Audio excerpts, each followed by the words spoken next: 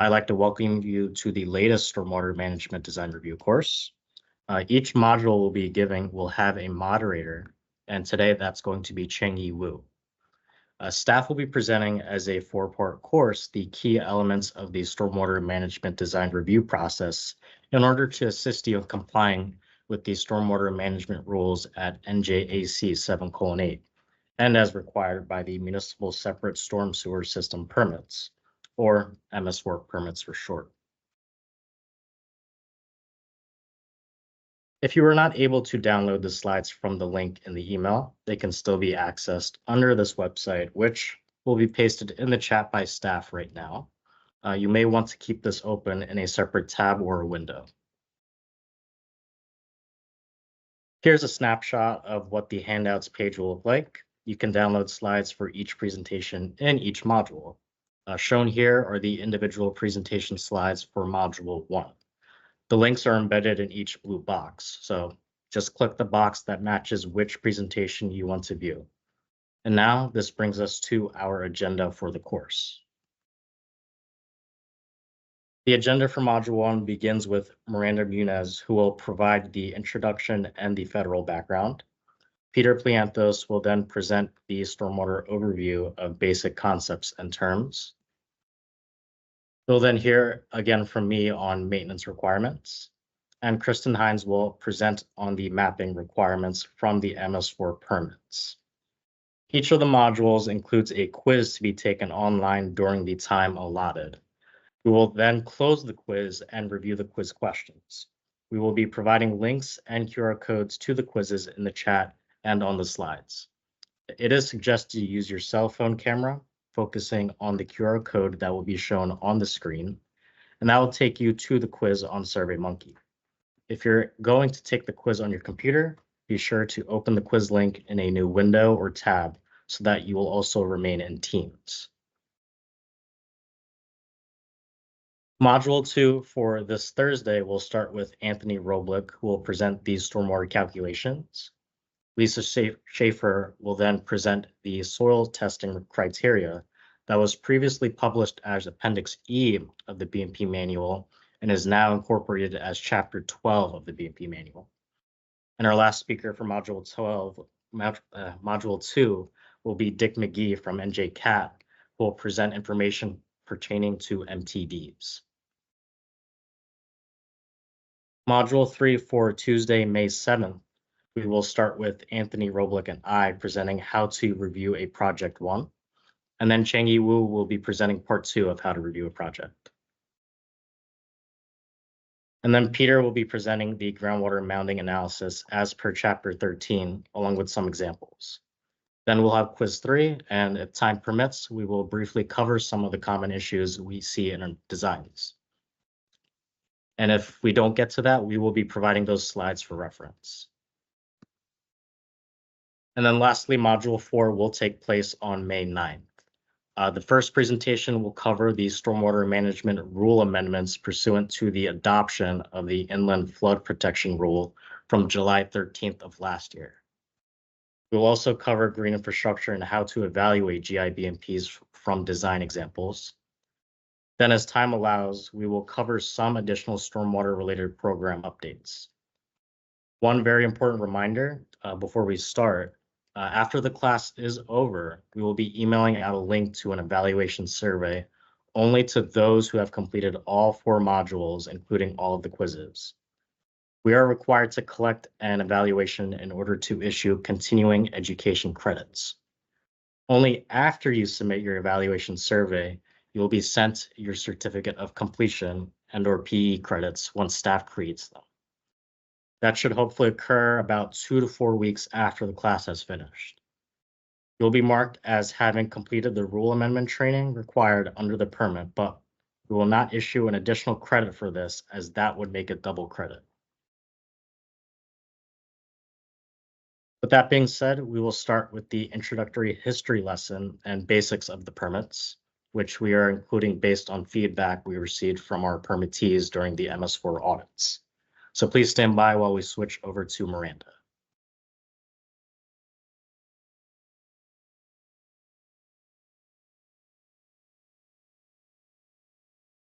Good afternoon, everyone, and welcome to the Stormwater Management Training course.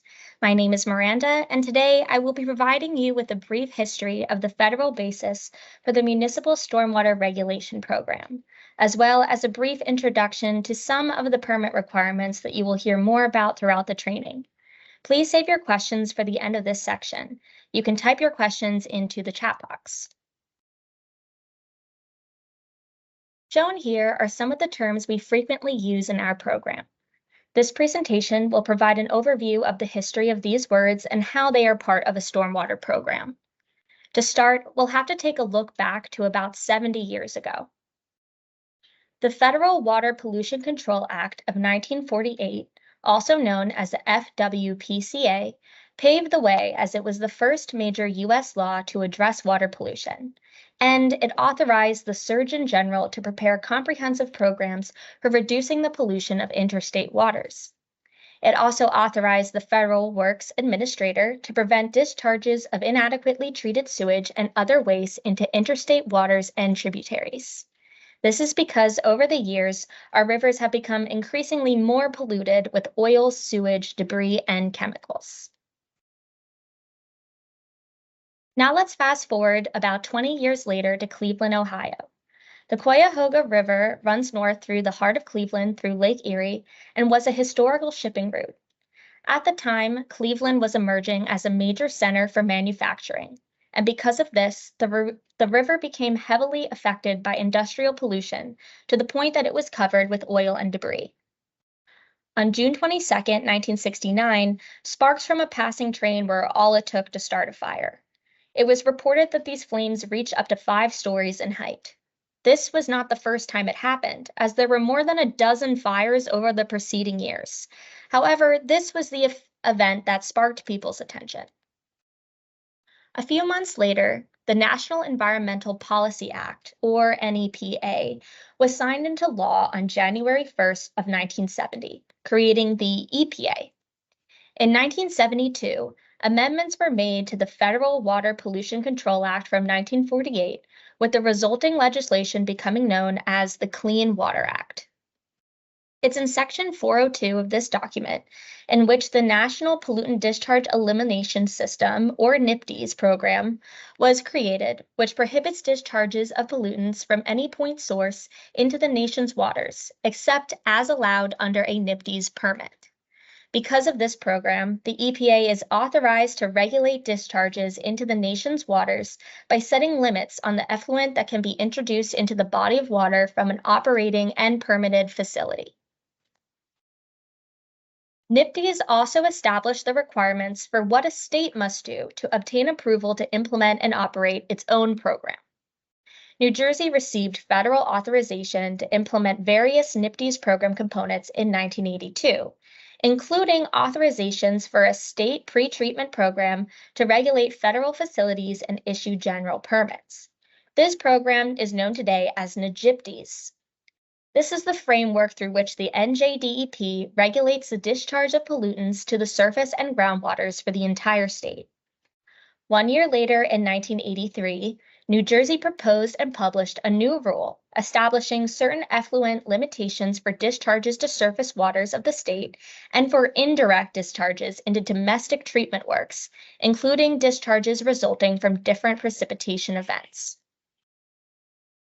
4 years later, the Water Quality Act was passed, which called for increased monitoring and assessment of water bodies to ensure that water quality standards were being achieved. In November of 1990, the EPA published initial permit application requirements for certain categories of stormwater discharges, which was called Phase 1. Nearly a decade later, Phase 2 provisions were published and directly affected stormwater management for municipalities and public complexes, which include places such as large public colleges, prisons, hospital complexes, and military bases. Highway agencies include county, state, interstate, or federal government agencies that operate highways and other thoroughfares. If you wanted to look these up online, you would find the NIPDES regulations published in Title 40 of the Code of Federal Regulations and Part 122 through 124.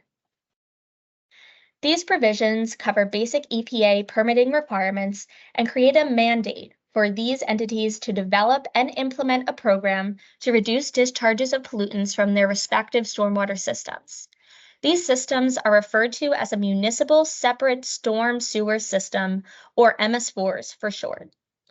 Combined sewer overflow, which are when stormwater and wastewater are commingled in one system, and also industrial stormwater discharges, have their own separate set of regulations. The portion of the NJIPD's rules pertaining to the Municipal Stormwater Regulation Program are found in subchapters 25 at NJAC 7:14A. In February of 2004, the rules were amended, establishing the Tier A and Tier B designations for all 557 municipalities in the state of New Jersey that have MS4s. The majority of municipalities were designated under Tier A, which was generally for the more densely populated municipalities, while the rest were designated as Tier B. The most recent permit renewal became effective on January 1st of 2023. As of July of 2022, all Tier B municipalities were reassigned to Tier A and are now regulated under the 2023 Tier A permit. The Public Complex Municipal Stormwater General Permit authorizes discharges from small MS4s that are owned or operated by a county, state, interstate, or federal agency at a public complex located entirely or partially in a municipality that is assigned to Tier A under NJAC 7:14A-25.3A1, or in a municipality that receives a waiver under NJAC 7:14A-25.2D. The Highway Agency Municipal Stormwater General Permit authorizes discharges from small MS4s that are owned or operated by a county, state, interstate, or federal agency at a highway or other thoroughfare, including a maintenance or service facility or rest area for such a thoroughfare under NJAC 7:14A-25.2A3. The federal program requires that the MS4 stormwater program includes the 6 minimum control measures. The New Jersey MS4 permits require the same things, except they are called the minimum standards and are found in Part 4, Sections B through G in your permit. The 6 minimum control measures cover 1. Public participation, including the requirements for public notice. 2. Local public education and outreach, which can include labeling storm drains, training on building rain barrels, and other measures to increase public awareness on pollution prevention. 3. Construction activities, which are covered more under the Industrial 5G3 permit. 4.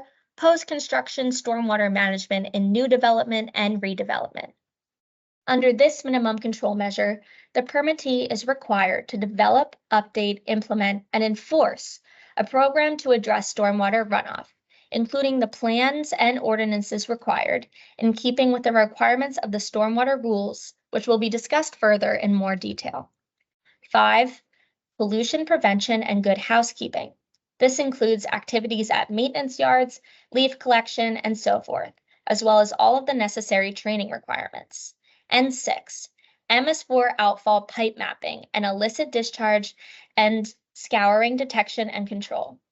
This includes tracking down and eliminating illicit discharges of pollutants and outfall pipe mapping, which will be discussed later on in the training. In addition to ensuring compliance with all of the minimum standards in Part 4, Sections B through G of the permit, the MS4 permit requires the permittee adhere to the requirements for additional measures that are identified by the state as required of the permittee and optional measures, such as BMPs that extend beyond the requirements of the permit and that prevent or reduce pollution to state waters. For more details on these measures, you can take a look at the permit in Part 4, Section I. Now let's go back to the 4th minimum standard from a couple slides ago. The permittee is required to develop, update, implement, and enforce a stormwater management program. The purpose of the stormwater program is to address the negative impacts caused by development, some of which are listed on the slide and will be covered in more detail in the next presentation. Those requirements are also what designers must follow for projects over a certain threshold in size. To be clear, federal regulations require that these impacts be addressed. New Jersey is authorized to issue permits with these same requirements. Therefore, the responsibility to review the projects under its stormwater management program falls directly on the permittee, who must ensure that these impacts are adequately reduced. The required post-construction stormwater management program must include certain elements. So let's take a look at what those requirements are. Each of the elements required as part of the post-construction program are represented by a box on this slide. The top level contains elements that are already in place for existing Tier A municipalities. Under NJC 7:8, which is the stormwater management rules, every municipality is required to have a municipal stormwater management plan. More details of the elements in that plan are specified in subchapters 4 of 7:8. The second box is the required stormwater control ordinance, or SCO.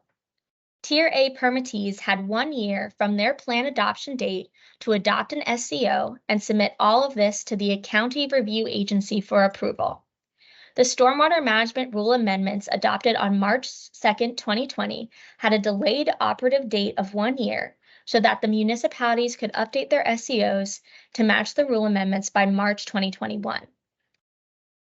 In the case of the most recent 7:8 amendments adopted on July 17th of 2023, the municipalities will have 1 year to adopt and make effective an SCO that is in accordance with those same rule amendments.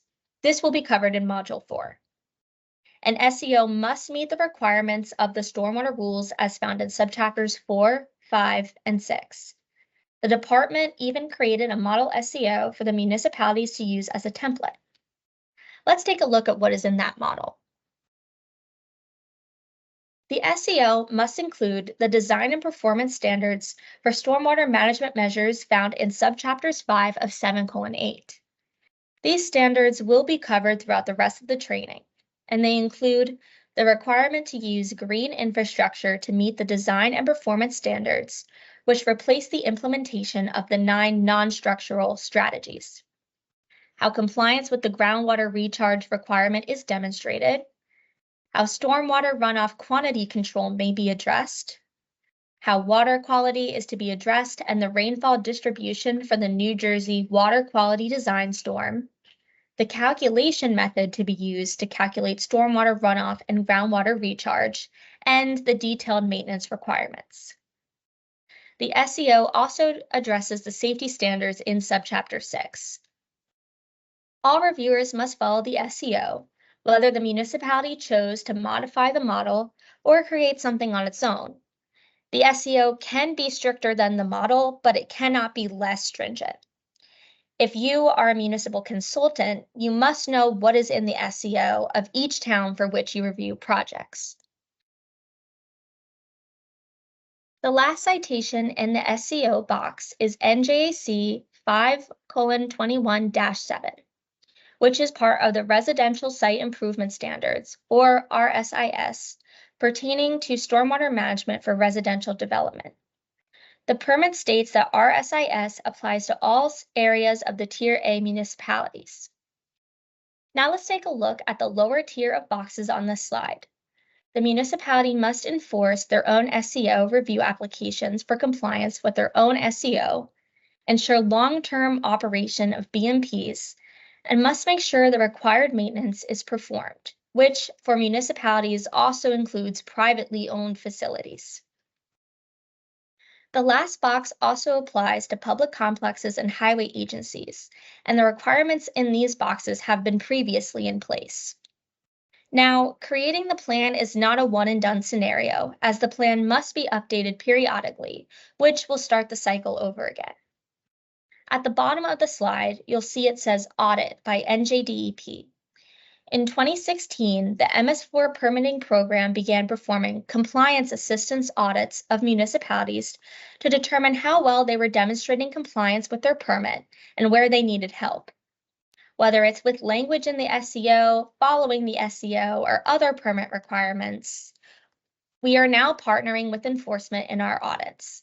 And what this means is that the department can issue a notice of violation for an instance of non-compliance with the permit requirements. If you are not following all of the MS4 permit requirements, it can lead to an enforcement action by NJDEP. Even if the major development project was previously constructed, it still may not fully comply with the SCO if the reviewer did not conduct a proper review, and the municipality can be issued a penalty with a notice of violation for failure to comply with the post-construction program. EPA can conduct inspections as well. They have also historically been an in-depth and lengthy process, and that can result in sizable fines and penalties levied against a permittee in accordance with the Clean Water Act. In fact, some of the past penalties range from 4 figures to the millions of dollars, depending on the type of violation. The department would like to prevent this from happening. The training is designed to show reviewers how to review a project so that the permittee stays in compliance with the permit. This means the permittee has the authority to ask applicants for revisions in order to enforce and follow its program as well as the permit and the rules. To summarize, we are here for reasons dating back to the Clean Water Act. The NPDES program authorized New Jersey to implement a stormwater permitting program for its municipalities, public complexes, and highway agencies. The NJDEP rules detail what must be done at the local level to eliminate the discharge of pollutants from an MS4 and implement the required post-construction stormwater management program. Under the respective permit, the post-construction minimum standard requires municipalities to develop, implement, update, and enforce its SCO and ensure long-term maintenance is being performed, and parts of this also apply to public complexes. Lastly, highway agencies are required to follow the stormwater management rules for major development projects. This course is a requirement under the MS4 permit, under which all reviewers need to complete this training once every 5 years. Thank you for your attention during this brief overview. Should you wish to contact the MS4 permitting group, the email address is listed on the slide. Before we wrap up this portion of the presentation, should you have any questions, please use the raise your hand feature if you want to speak or type your questions into the chat box.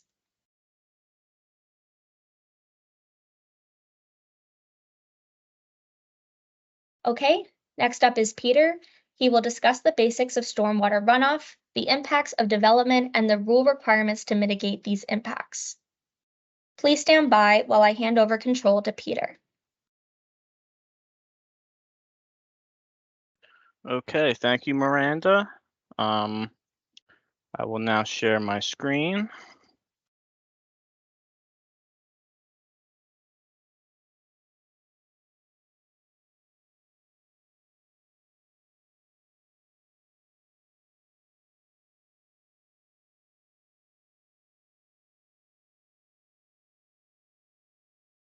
All right, good afternoon, everyone. My name is Peter Plantos, and in this presentation, I'll be providing you with a basic understanding of what stormwater is, its interactions with the terrain, and a brief look at the stormwater control measures in place through the stormwater management rule.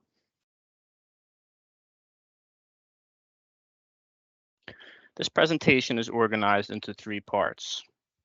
The first part discusses the hydrologic cycle and what impacts land development has on it.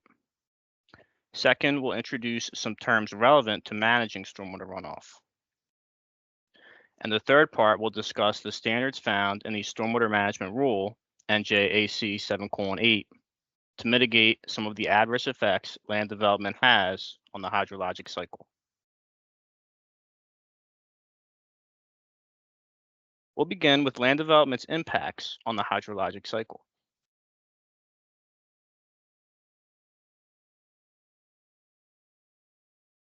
Since stormwater is the focus of this presentation, let's define it up front. Stormwater is water resulting from precipitation, including rain and snow, that runs off the land surface is transmitted to the subsurface or is captured by separate storm sewers or other sewage or drainage facilities, or conveyed by snow removal equipment. So now that we've defined stormwater and what produces it, we'll move on to what can control it. That is, the conditions that increase or reduce runoff. Listed here are some basic site conditions that act as a type of control on stormwater. In many cases, the first point of contact for stormwater is vegetation. Dense vegetation scatters precipitation, making it less likely to coalesce and flow. Rough surfaces also inhibit flow. Steep slopes will have an opposite effect and will increase the velocity of flow. Lastly, the surface material itself and even the underlying layers can affect the amount of runoff produced by a site. Pavement will produce a greater volume of runoff than a grassy field, for example. Next, we'll look a little deeper into the effects each one of these site conditions has on rainfall. Beginning with vegetation. When it rains on a tree, the precipitation falls through the leaves and branches, runs along branches and stems or trunks, and then contacts any other shrubs, bushes, and leaf litter lying on the ground. Some of the moisture that penetrates to the soil can then be taken up through the roots of the plants. The leaves of the plants can also absorb moisture. And release of moisture back to the atmosphere then occurs in a process called evapotranspiration.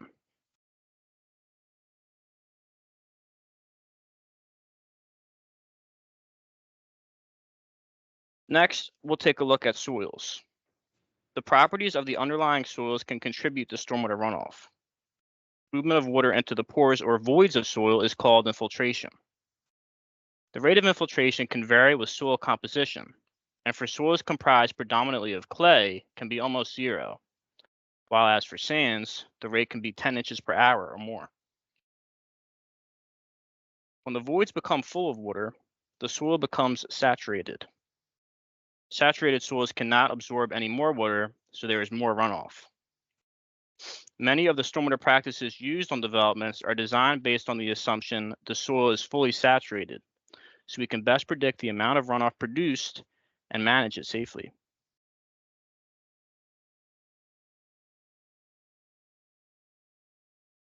The condition of surface roughness has an effect on the velocity of stormwater as it flows, with higher surface roughness impeding the velocity. The actual topography also has an effect on the movement of stormwater. Steep slopes shed runoff more quickly than those that are more gradual, and uneven terrain provides opportunities for surface detention and the slowing down of stormwater runoff, as illustrated in this graphic.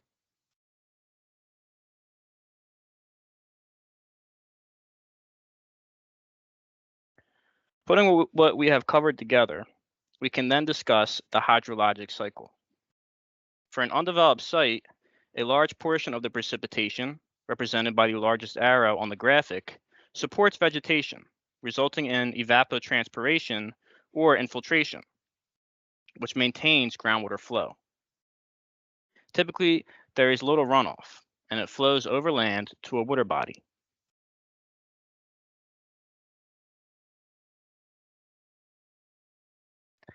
An equivalent volume of precipitation as to that received by the undeveloped site falls onto the same site post-development. Since the site has considerably more impervious ground coverage as compared to before, there is much less infiltration, and therefore depletion of groundwater base flow, as well as slightly less water returning to the atmosphere via evapotranspiration. This site also has a stormwater collection system that discharges to the water body. The insides of stormwater pipes are much smoother than vegetated surfaces, so the higher volume of collected runoff reaches the water body more quickly, potentially causing downstream flooding. Higher rates of runoff can also mean increased erosion and transport of sediment. Development can also cause higher levels of nutrients like pet waste and fertilizers, pollutants such as vehicle exhaust compounds, pesticides, and industrial chemicals, and heavy metals like copper from brake dust.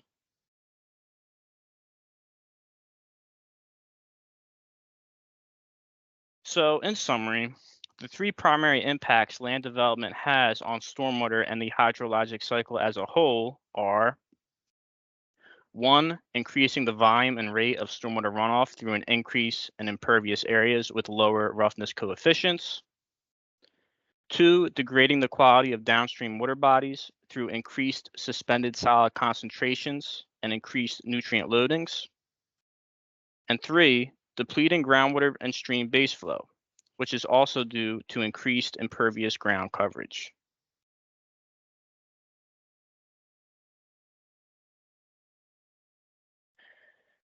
Now we'll move on to the second part of this presentation, where we will define some terms relevant to the stormwater management rule and introduce some basic related information.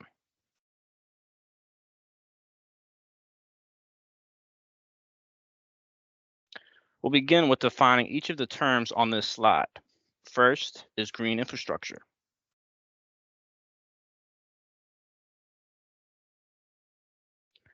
The stormwater management rules adopted March 2nd, 2020 included the requirement to use green infrastructure. This is the definition of green infrastructure as noted under section 1.2 of the rules. Part of this definition specifies that green infrastructure manages stormwater close to its source, which plays an important part in the stormwater management rule. Along with the stormwater management measure being located close to the source of runoff it's designed to receive, green infrastructure must treat the stormwater runoff or store it for reuse.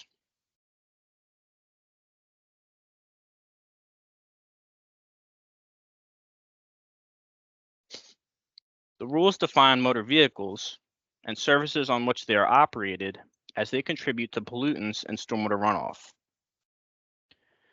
Motor vehicle surface means any pervious or impervious surface that is intended to be used by motor vehicles and/or aircraft and is directly exposed to precipitation, including but not limited to driveways, parking areas, parking garages, roads, racetracks, and runways. And in the next slide, we'll define just exactly what is considered a motor vehicle.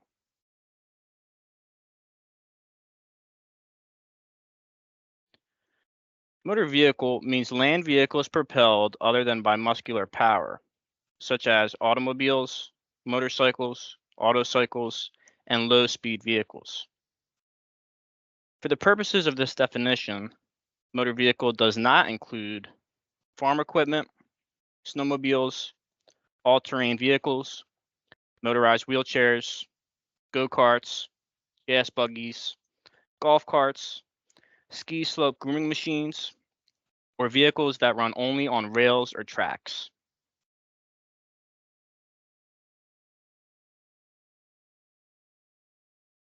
Building on the definitions from the previous two slides, a regulated motor vehicle surface means any of the following, alone or in combination. 1, a net increase in motor vehicle surface, and/or 2, the total area of motor vehicle surface that is currently receiving water quality treatment either by vegetation or soil, by an existing stormwater management measure, or by treatment at a wastewater treatment plant, where their water quality treatment will be modified or removed.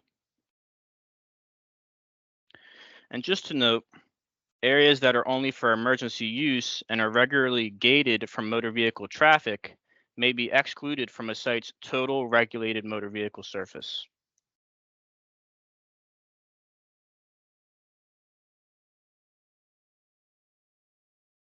A regulated impervious surface means any of the following, alone or in combination.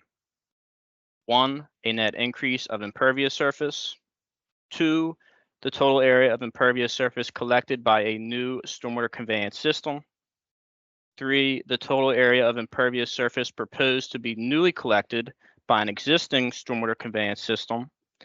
And/or 4, the total area of impervious surface collected by an existing stormwater conveyance system where the capacity of that conveyance system is increased. Note that for the purpose of this definition, a new stormwater conveyance system is a stormwater conveyance system that is constructed where one did not exist immediately prior to its construction, or an existing system for which a new discharge location is created.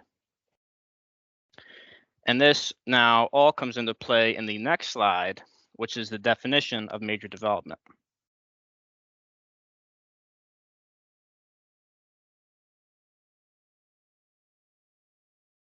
The rules adopted in 2020 incorporated into the definition of major development the time frame within which the cumulative impacts of a development must be considered when determining if the current development will qualify as a major development, subject to the requirements of the rules. Additionally, the key terms that affect the classification of major development are disturbance, impervious cover, and motor vehicle surface. The definition reflects that the department considers the cumulative total of a number of items as contributing to what makes a major development. Those items are disturbance and creation of regulated impervious surface since February 2nd, 2004, and creation of regulated motor vehicle surface since March 2nd, 2021. This is done without double counting overlapping regulated motor vehicle and regulated impervious areas. However, for the purposes of a municipal stormwater management plan and stormwater control ordinance, major development is limited to projects that will ultimately disturb 1 or more acres of land. The municipality may adopt a more stringent definition of major development to align with the definition in NJAC 7:8 1.2.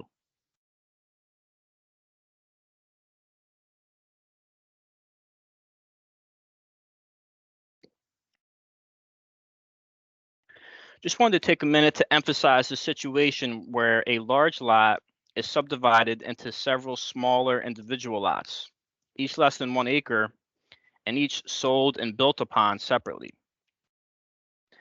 As the definition of development in the stormwater management rule states, subdivision in and of itself is a development. If the disturbance, the increase in regulated motor vehicle surface, or the increase in impervious surface of each individual lot summed together meet the threshold of a major development, the subdivision itself is considered a major development, with each individual lot being subject to the requirements of a major development. The municipality or MS4 permittee must review the proposed development for those subdivided lots as a whole.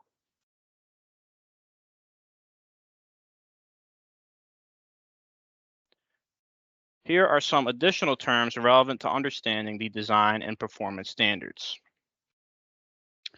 1, infiltration is the permeation of stormwater into the soil by filtration. 2, groundwater recharge is precipitation that infiltrates into the soil and is not evapotranspired. And then the third one, hydrograph, in the context of stormwater runoff analysis, is the graph depicting the flow of runoff versus the time passed at a specific point of analysis.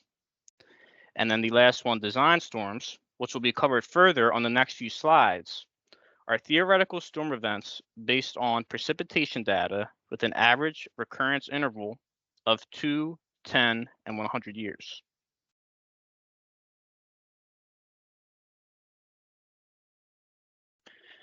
So let's talk a little about design storms. Through a frequency analysis of rainfall depths and intensities from past precipitation events, the likelihood of a storm occurrence can be determined using probability analysis. However, a precipitation event being referred to as the X-year storm does not mean that this storm can only happen once every X number of years, nor does it preclude a larger storm event from also occurring that year.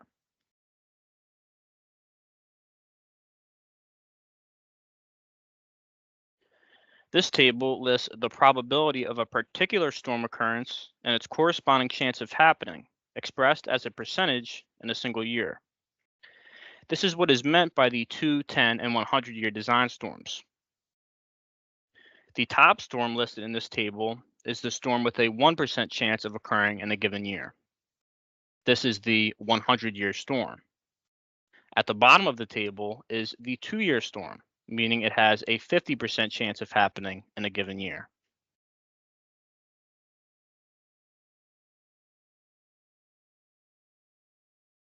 Now that we understand the likelihood of a design storm event occurring, keep in mind that one thing we do have is lots of data for these storms.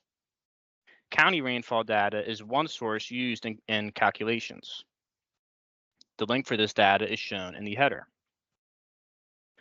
When reviewing for a municipality, it's best to check the SEO to see if this data is used. However, this is only one of the sources allowed under the rules. The preferred choice for storm data can be found on the National Oceanic and Atmospheric Administration's, or NOAA's, National Weather Service, or NWS, website. Click on New Jersey on the map to get started. I won't go through all the steps here. Instead, please read Chapter 5 of the New Jersey Best Management Practices Manual, which has step-by-step directions and additional graphics.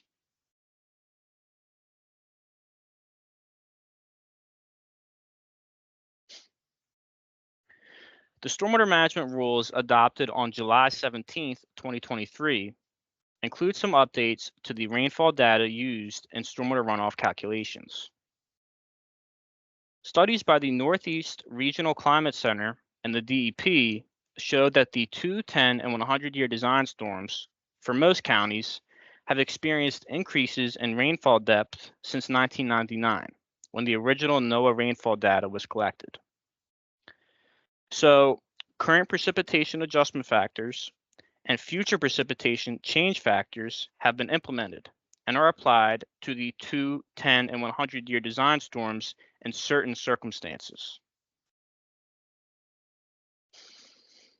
The current precipitation adjustment factors found in Table 5-5 of the rules adjust the outdated rainfall data from 1999 to reflect what we are experiencing today. For example, the precipitation depth for the 10-year design storm for Hudson County, retrieved from the NOAA NWS website, should be multiplied by 1.05 to get the current 10-year design storm precipitation depth. The future precipitation change factors found in Table 5-6 of the rules update the rainfall data from 1999 to projected levels for the period between 2050 and 2099. For example, the precipitation depth for the 100-year design storm for Burlington County, retrieved from the NOAA NWS website, should be multiplied by 1.32 to get the projected 100-year design storm precipitation depth. So keep an eye out for the use of the terms current and projected when referring to design storms as we move to the next section of this presentation.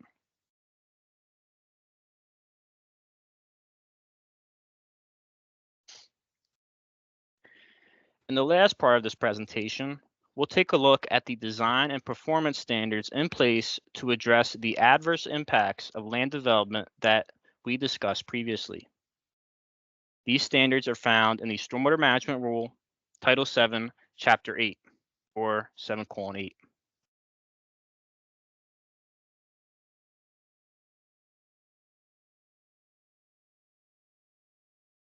As a reminder, here is an overview of those adverse effects of development previously discussed.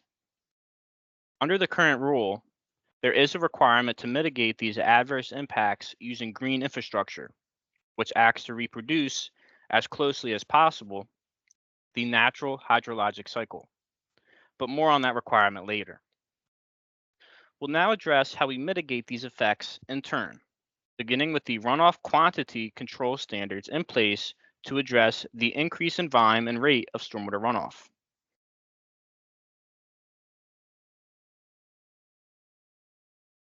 There are 3 runoff quantity control options: The full text of the first can be seen here.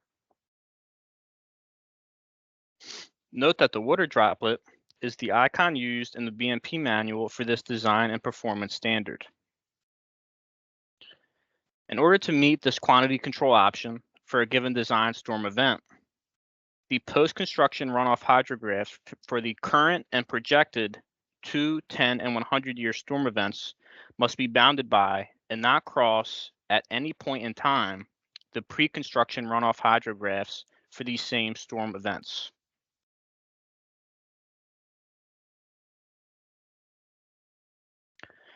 An example scenario that meets this standard can be seen here, where the post-construction runoff hydrograph, shown here in gray, is contained entirely within the bounds of the pre-construction runoff hydrograph, shown in teal. And an example scenario that does not meet this standard can be seen here, where a shift in timing results in the post-construction hydrograph exceeding the bounds defined by the pre-construction hydrograph.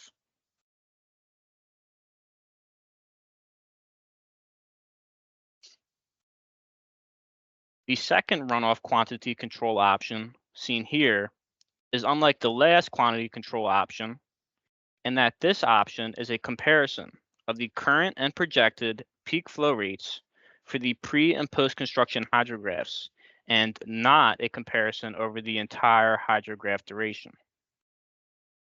However, the analysis required to meet this option is much broader in scope and more detailed than the analysis required to meet the previous option or the next option, as we'll see shortly. The analysis needed here must demonstrate that no flooding will occur at or downstream of the site. This has to assume full development under existing zoning in the drainage area.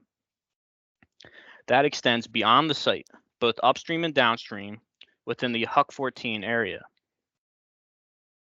Because of how detailed the analysis required is, this is the least chosen option to meet the runoff quantity control standard.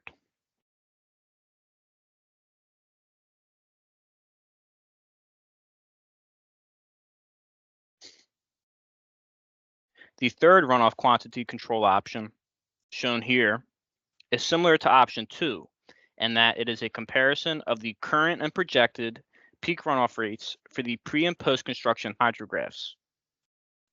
But unlike option 2, the analysis required is less detailed because post construction peak runoff rates for the 2, 10, and 100-year storm events are limited to 50, 75, and 80% respectively of the pre-construction peak runoff rates. This rate reduction is sufficient to demonstrate runoff quantity control, and the offsite analysis as required in option 2 isn't needed. This is the option we see chosen most of the time.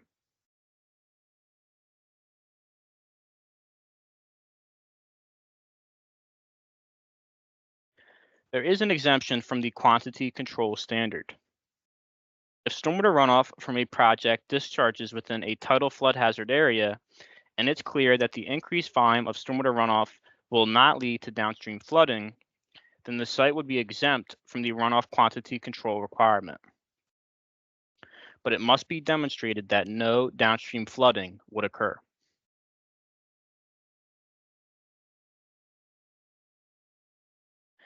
Now we'll move on to the water quality standards in place.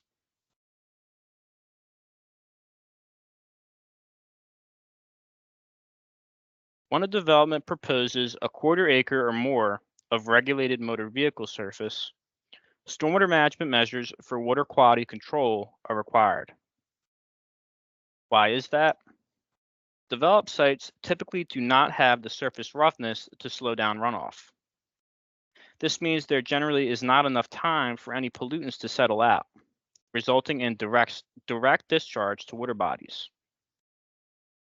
The stormwater rule includes design and performance standards for water quality best management practices, or BMPs, and the rules focus on 2 pollutants: total suspended solids, or TSS, and nutrients. TSS includes sediment and other pollutants that can be removed from stormwater through filtration. This is important because high TSS levels impair water bodies. Nutrients are generally a result of fertilizers and animal waste.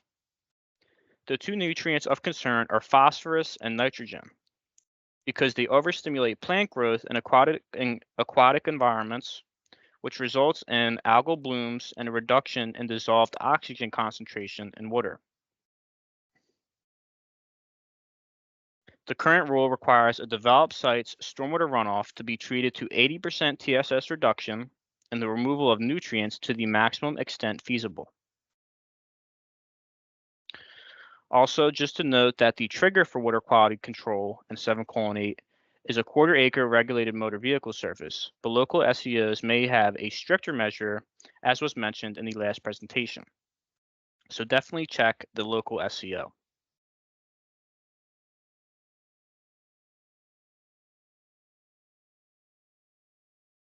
In order to meet the 80% TSS removal requirement, stormwater runoff from the water quality design storm must be treated through the use of BMPs. The water quality design storm is a storm event with a custom rainfall intensity distribution that results in a total rainfall depth of 1.25 inches in 2 hours. The custom distribution can be found in the Stormwater Management Rule 7:8. The gold percent sign is the icon used in the BMP manual for this design and performance standard. Some BMPs remove more TSS than others, so that each type may have its own value or even a range of TSS removal.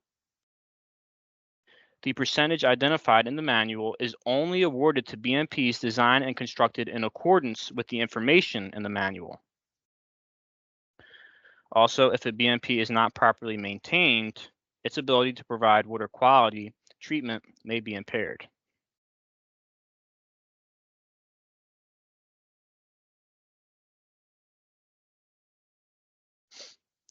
There is also an exemption from the quality control standard. The requirement to reduce TSS does not apply to any stormwater runoff in a discharge regulated under a numeric effluent limitation for TSS imposed under the NJIPD's rules. If there is a separate NJIPD's permit, it has to cover the same area and the same runoff flow that would have been subject to the runoff quality standard.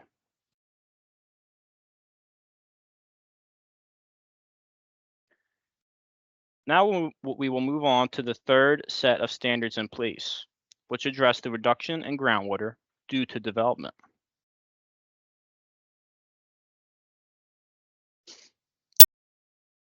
Earlier, we defined groundwater recharge as that portion of runoff that travels down past the root zone of plants. The stormwater rule provides two options for development. The full text of option 1 is posted here. To meet this option, a development must match the existing annual volume infiltrated on the pre-developed site. This option requires careful analysis, and unfortunately, we still see a lot of mistakes in the analyses performed or in the local review of calculations.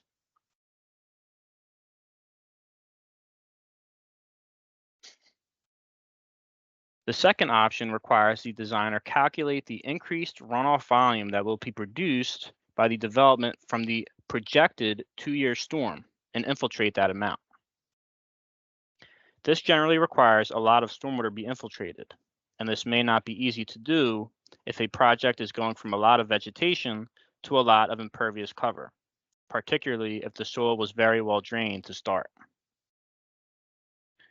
Additionally, the brown shield is the icon used in the BMP manual for this design and performance standard.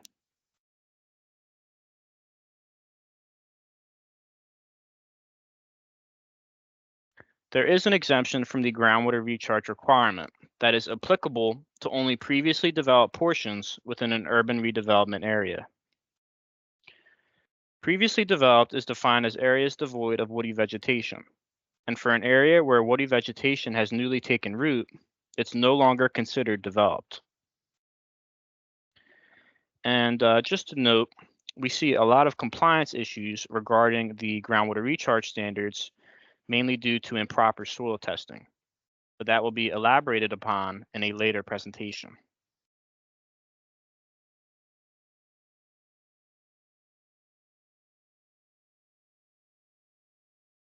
The rules require that green infrastructure, or GI, BMPs, be used to address the requirements for groundwater recharge, stormwater runoff quantity control, and stormwater runoff quality. Subsection 5.3 of the rules includes 3 tables listing BMPs and how they may be used to meet the design and performance standards. Since GI must be located close to the source of runoff, small-scale GI BMPs require limitations on the contributory drainage area.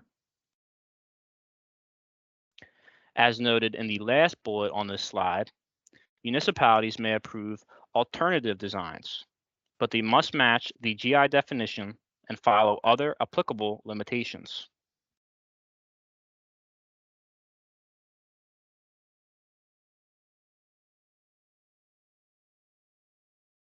Each of the tables identify columns indicating whether a BMP may be used to address stormwater runoff quality, quantity control, or groundwater recharge.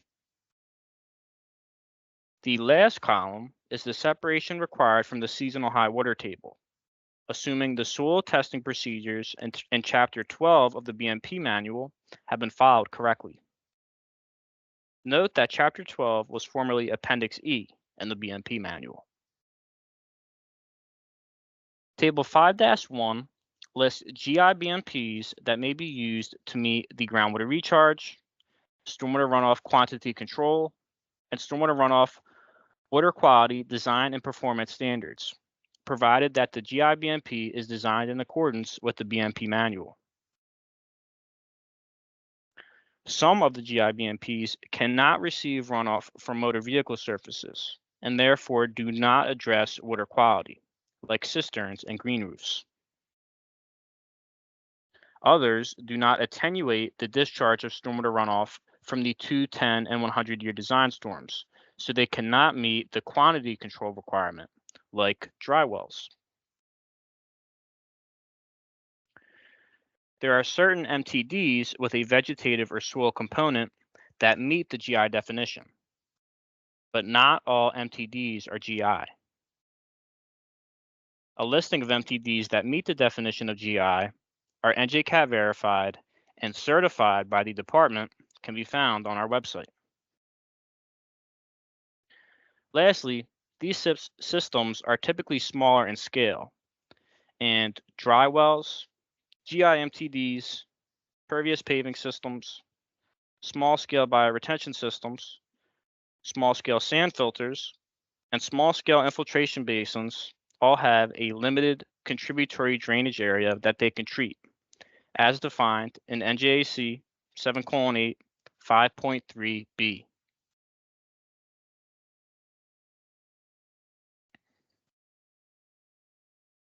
BMPs in Table 5-2 can be used to address stormwater runoff quantity control. These can have drainage areas that are larger than the drainage areas of BMPs listed in Table 5-1. These BMPs may be used to meet water quality and recharge only if a waiver or variance is granted from NJAC 7:8 5.3.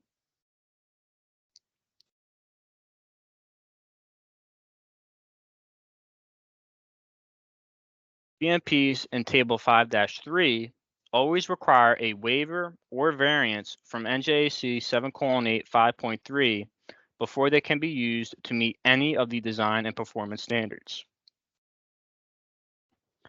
It is not anticipated that these BMPs will be used much in the future because of what is required in order to grant a waiver or approve a variance.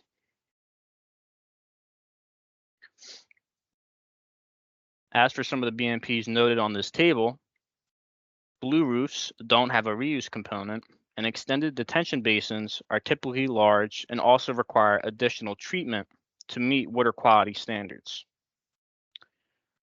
The majority of manufactured treatment devices, MTDs, currently do not have a soil or vegetative component, so they fall into this table. And subsurface gravel wetlands and wet ponds not designed with beneficial reuse are also listed on this table.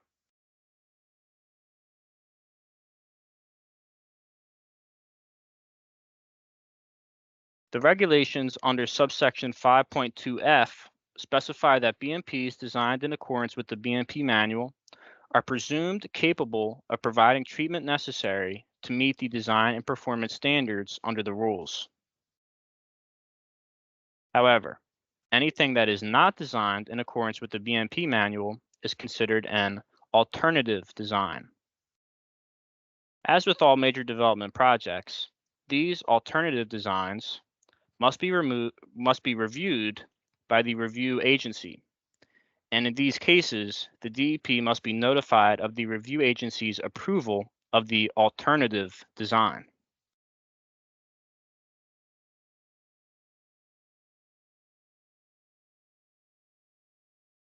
The BMP manual is always updated to align with the current rule. Shown here is a snip from our BMP manual webpage, listing out the chapters for specific BMPs. The BMPs listed under these chapters correspond to the BMPs listed in the tables under subsection 5.2 of the rule, with BMPs from chapters 9, 10, and 11 corresponding with BMPs from tables 5-1, 5-2, and 5-3 respectively. Next, we'll take a look at an example cover page from a BMP chapter.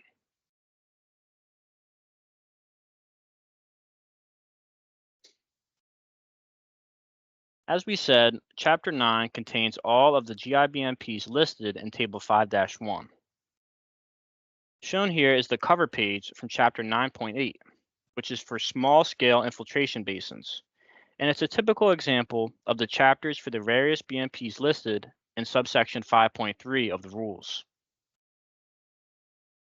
At the top of the page is an introductory statement that provides an overview of how the BMP addresses pollutant removal and the rate at which it removes total suspended solids, or TSS, from stormwater runoff.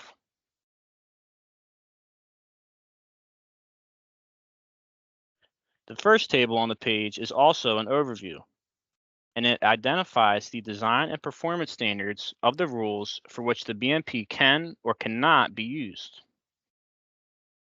This is where you see the icons we discussed earlier for each of the design and performance standards.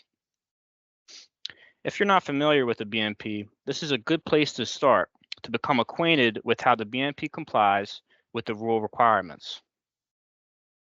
In this case, the small-scale infiltration basin, when designed in accordance with all the design criteria in the chapter, is approved as a GI BMP. It can be used to address stormwater runoff quantity control when designed as an online system. It can be used to meet the groundwater recharge requirement, and it has a TSS removal rate of 80%. The other tables below this first table, although not shown here, provide additional design criteria explained in the chapter. To reiterate, BMPs are awarded the TSS removal rate stated in the BMP manual only if they are designed in accordance with the BMP manual. That includes meeting the requirements for the pre- and post-construction soil testing and a full maintenance plan, which Manesh will address next. A later presentation in Module 3, titled How to Review a Project, will elaborate on how to determine if a BMP meets the design and performance standards. Module 4 will also include further discussion on and examples of evaluating GI BMPs.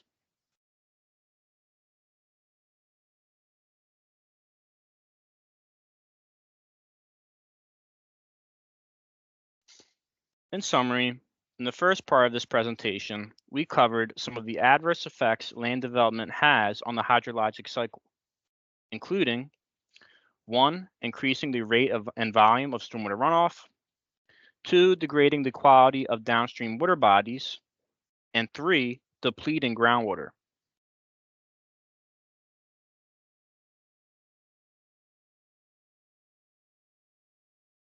In the final part of this presentation, we briefly covered the design and performance standards in place to mitigate some of the adverse effects of land development. Standards such as the 3 water quantity control options, the water quality requirement to remove 80% of the total suspended solids and nutrients to the maximum extent feasible, the 2 groundwater recharge options, and the requirement to meet those 3 standards using green infrastructure.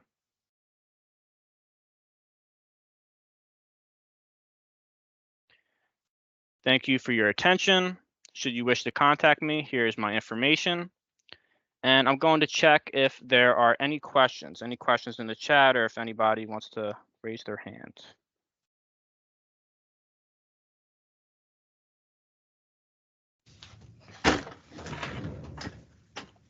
Changi, do we have any questions that we would like to answer? I don't see any questions, but Lisa has something to announce. Lisa?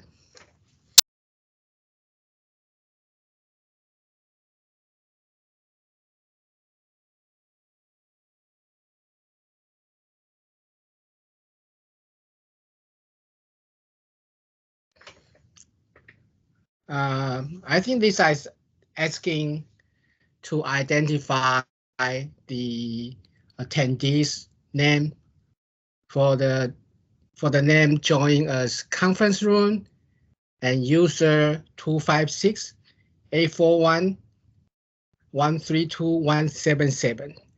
Please identify yourself in the chat so we can take your attendance. So right now it's 2:12. So we are going to take a 10 minutes break. So please be back at 2:22 and we will continue the program. Thank you.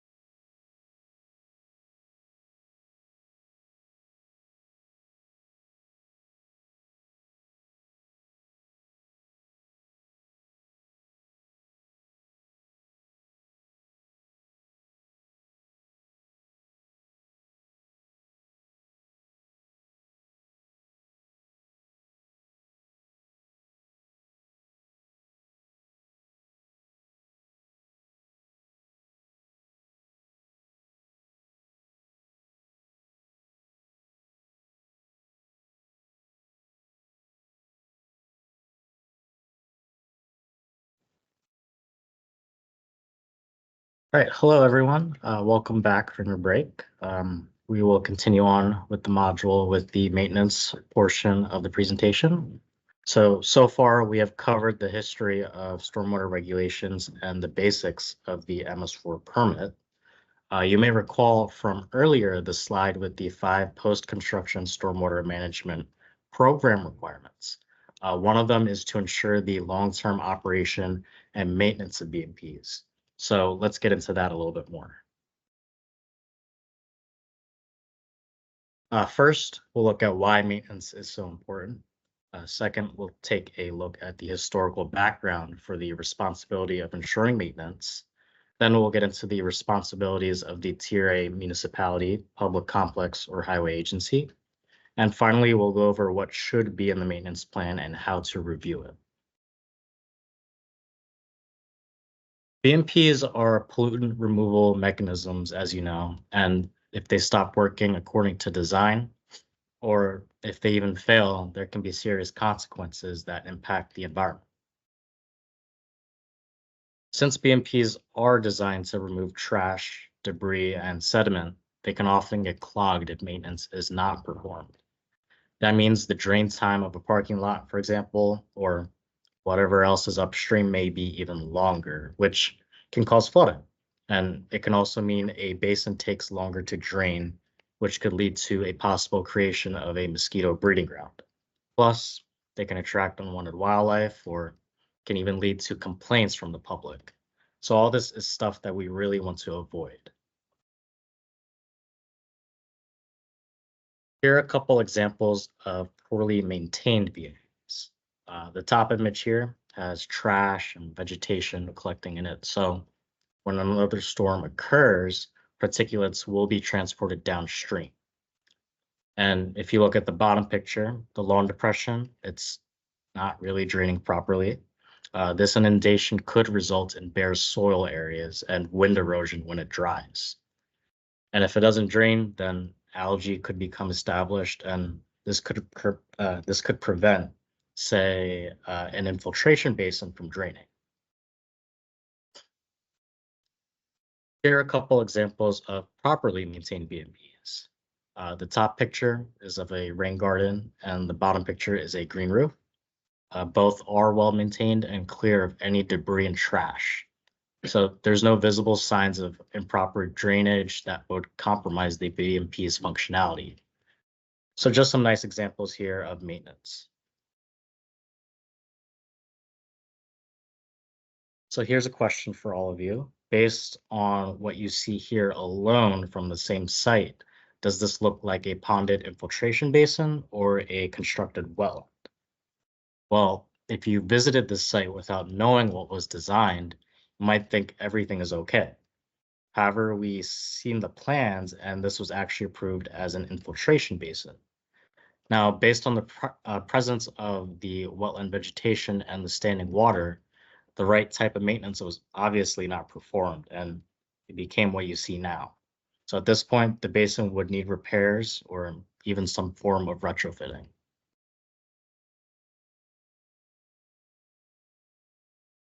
When BMPs are improperly maintained or neglected, the consequences can include water quality impairment, potential flooding issues, failing embankments, or the potential for safety concerns, erosion, health issues that could occur from, for example, like I said earlier, mosquitoes, or even financial impacts such as decreased property value.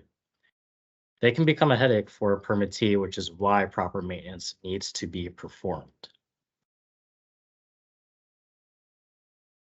So now let's take a look at the historical background for performing maintenance. The responsibility to perform maintenance is not a new requirement, as you can see from the 1990s Stormwater Control Ordinance model. The ordinance is designed to comply with the maintenance requirements in the stormwater management rules. An intent of this was to establish responsibility for continued maintenance, repair, and safety of stormwater management facilities before they're even constructed. The model ordinance issued in 1990 has required the responsible party to be the property owner of the project, a governmental entity, or other legally established entity such as a homeowner association. It does not impose the responsibility on a homeowner of a single lot unless the homeowner owns all of the lots in that development. So the responsible party should not be a single homeowner. The model stormwater control ordinance stated that an individual owner of a single lot in a development cannot be responsible for the maintenance of the stormwater management system of an entire development. The responsible party must be a homeowners association or similar permanent entity. So we'll take a look at some examples of this a little later on in this presentation. So just keep this in mind for now. Well, then what are the permit requirements regarding maintenance of stormwater BMPs? As was previously mentioned, the Tier A public complex and highway agency permits require that the permittee ensure that adequate cleaning, long-term operation, and maintenance of BMPs take place. Under the municipal post-construction stormwater management program, you can start with an inspection program that includes notification of the responsible parties. A municipality can opt to enact penalty provisions into its ordinances as a step towards enforcing compliance, or they can even create a licensing program to offset inspection costs.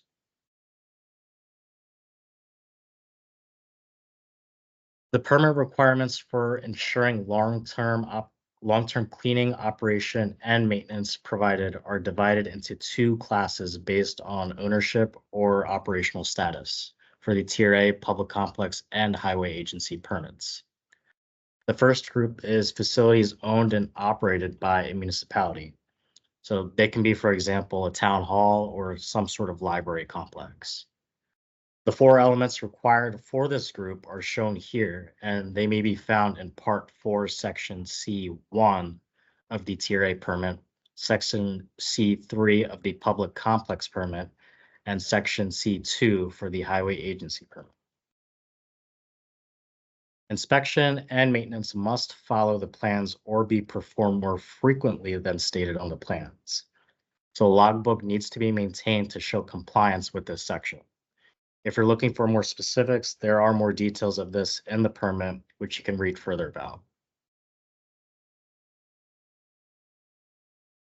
Continuing on, the permittee also must certify annually that these facilities are properly functioning. And lastly, improper functioning facilities where repairs were not made must be documented and prioritized, so a schedule must be maintained. The permit citations are in parentheses for Tier A, public complex, and highway agency permits respectively on this slide.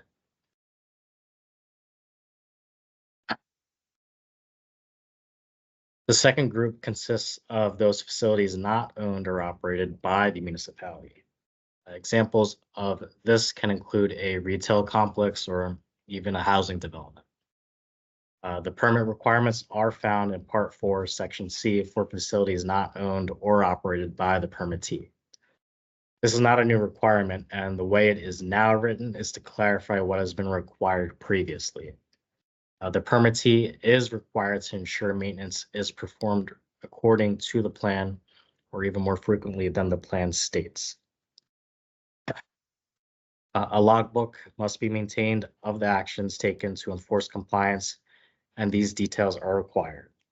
Again, for more information on this subject, please refer to your respective permit.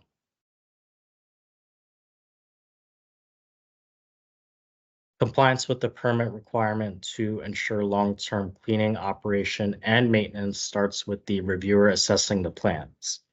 Otherwise, the BMP may not even function as intended, or its performance may decline. Approving a weak maintenance plan creates potential problems for the permittee to enforce the performance of maintenance and may lead to the possibility of a permit violation. The review is a key element to ensuring long-term operation and maintenance. For reference, the SCO includes the detailed requirements for a maintenance plan. These are also found in the stormwater management rules at 7:8. The NJDEP BMP manual includes further details if you want further reference.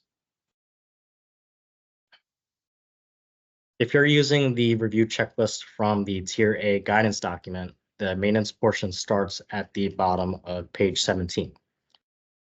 These are crop snapshots from the 2 pages just to get the information into a single page. Section C here applies to Tier A public and highway permits. Before the end of the presentation, I'll also show you some of the other documents available online that can assist you in the review of the maintenance plan for a project. There's also more information in Chapter 4.1 of the Tier A guidance document for stormwater facilities maintenance. This is part of the table from that chapter that lists the implementation schedule for these minimum standards for a Tier A MS4. Another part listing more of the minimum standards. I'm not going to read these to you, but they're certainly there to assist you. And the final part with more minimum standards. The permit language is very similar for public complexes and highway agencies. We just haven't prepared that document for you for here.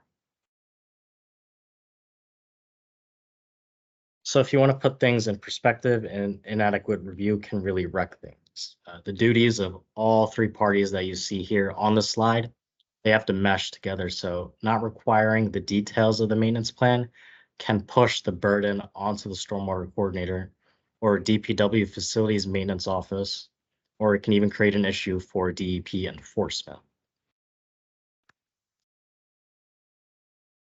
Here's an example of a judgment issued against a municipality and the responsible party for not enforcing the stormwater management plan that was approved by the municipality. A lot of complaints were made because maintenance on an infiltration basin were not being properly performed, and this led to basin clogging, odors, and flooding of the neighbor, which is something that we really want to avoid happening. Since we would like to avoid such legal issues, let's talk about what should be in a maintenance plan so that we know what to look for when reviewing a maintenance plan. I'm going to start with general information, show some examples of what a maintenance plan should not look like, and then we'll get into more specifics. So the rules specify the maintenance plan must include details for the design shown on the construction plans. A list of tasks and the schedule for performing them, plus the cost estimates, are required. The name and contact information for the responsible party must be clearly shown. This person, or it could even be a party, must perform both types of maintenance. So let's review what falls under preventative versus corrective maintenance. The first type of maintenance is preventative, which is the regular tasks that keep BMP functioning as it was intended to be.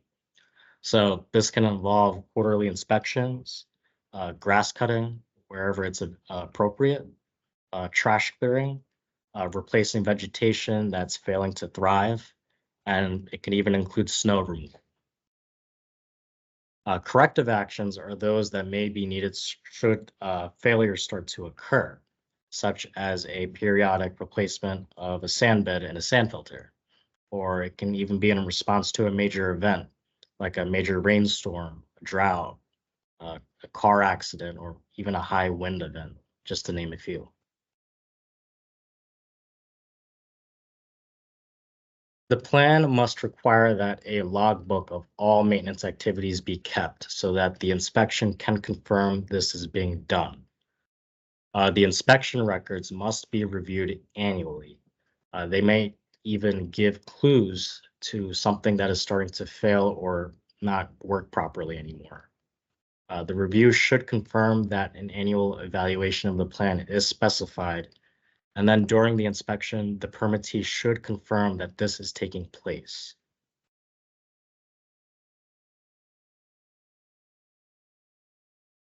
Chapter 8 of the BMP manual focuses on maintenance, in particular, page 2. On page 3 are other items for consideration and the procedures that must be followed. Retrofitting information can be found on the next page of Chapter 8 as well, so you could take a further look into that over there. Chapters 9, 10, and 11 include specific maintenance details for each type of BMP. So, for example, there are specific maintenance tasks associated with a small-scale bioretention system. You would have biweekly inspections and perimeter grass mowing. Those are just to name a few. Another example is if you're going to do GI with plantings, you would need to make sure that they're being watered, especially in the first year when maintenance will be a little higher.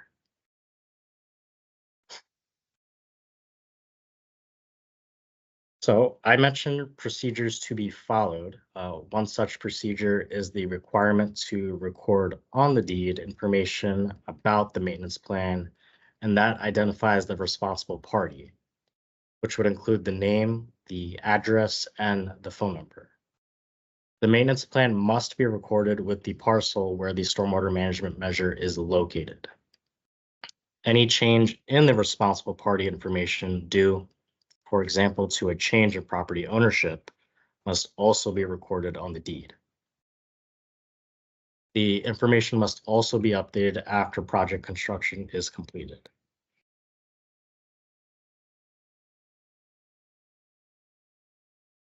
Now let's take a look at some bad examples.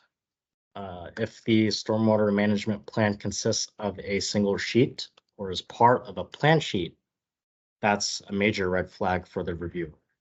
Remember, the rules require schedules of the various types of maintenance tasks, an equipment list, cost information, along with a logbook to record the actions performed. There's no way a complete record can be made on a plan sheet, nor would maintenance staff actually record observations and completed tasks here. So this would be an example of a very weak plan, and therefore the reviewer has the authority to request revisions so that the permittee can comply with the requirements of the permit.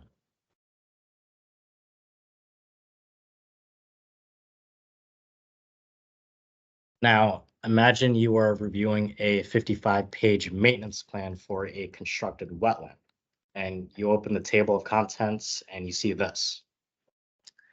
Now, you may think, well, they have a 55-page plan, they have preventative procedures, but if you look a little closely at the headings, A for grass cutting, F mechanical components, H stormwater detention facility, this will indicate to you that the maintenance plan may not reflect the actual design and require some revisions.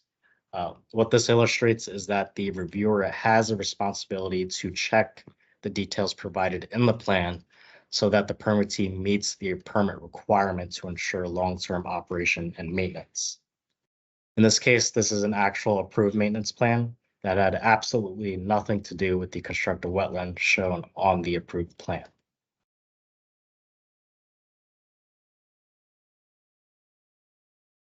So think of it this way, a good maintenance plan will have 3 essential pieces. We'll have information, we'll have planning, and education. From the maintenance plan, the reviewer and maintenance staff must be able to know what to look for, where the BMPs are and how to get there, when and how to perform the maintenance tasks, and what training is needed to successfully follow this plan. Under the information section, a complete inventory of the various BMPs should be provided, including the type, the location, and if there are any outfalls. It should be easy to find the water surface elevation for normal conditions, as well as the design storms in relationship to visible elements in the BMP. If it stores or attenuates the discharge of stormwater, in this case, the drain down time should be included. If there is an infiltration component, what is the benchmark permeability rate so that the maintenance staff can check whether the system is failing? And if there is a manufactured treatment device, you'd need the warranty, the owner's manual, those should be included.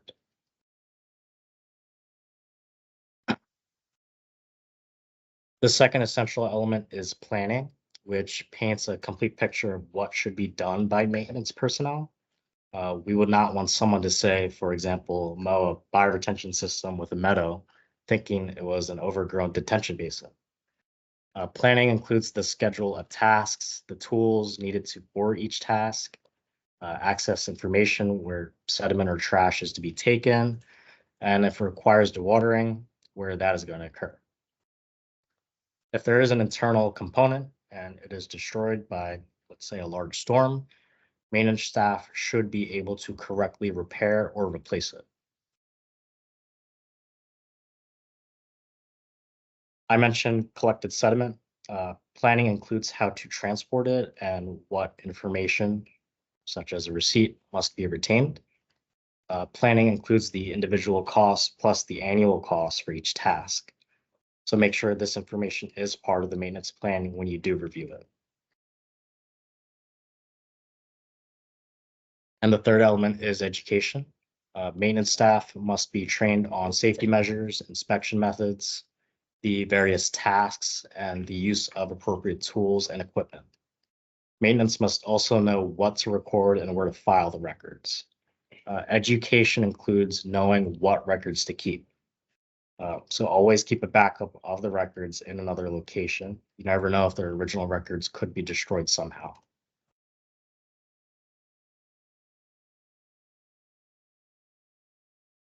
Now that the reviewer has checked the maintenance plan for accuracy, it is important to know whom this responsible party should be so that they can be contacted when an issue arises. For a public complex or highway agency, the permittee is this party.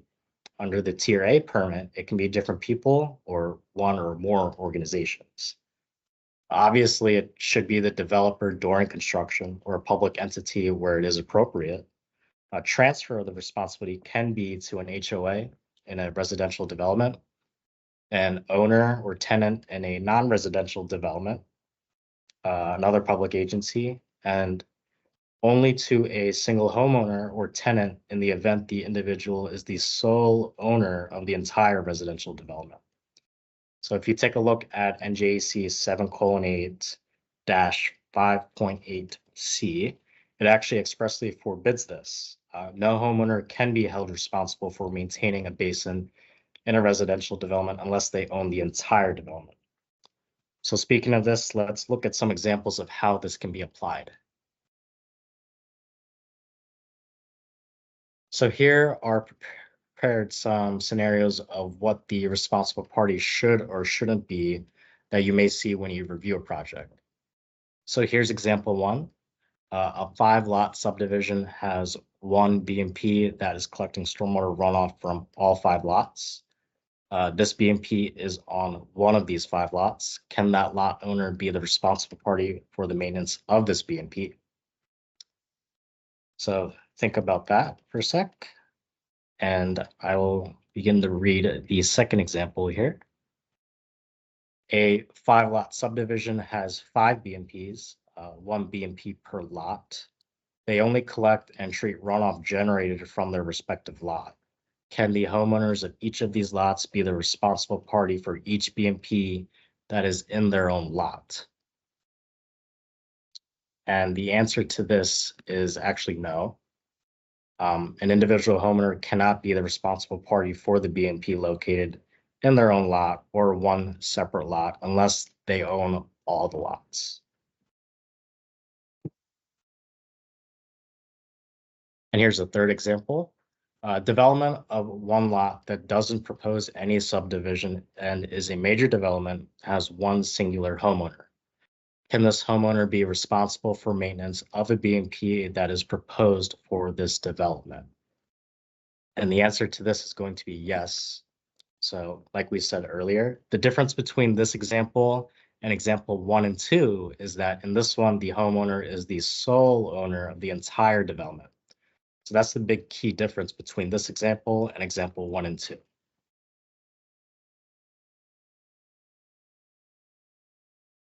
All right, so moving on, as we've learned earlier, a good maintenance plan is going to include a lot of information.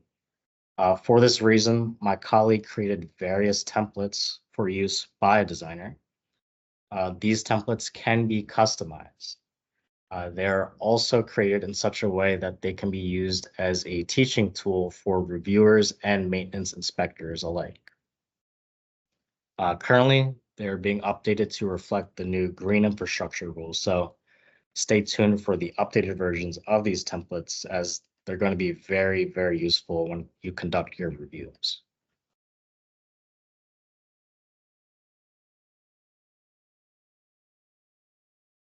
Here is a representative sample of the various templates that could be used in a project.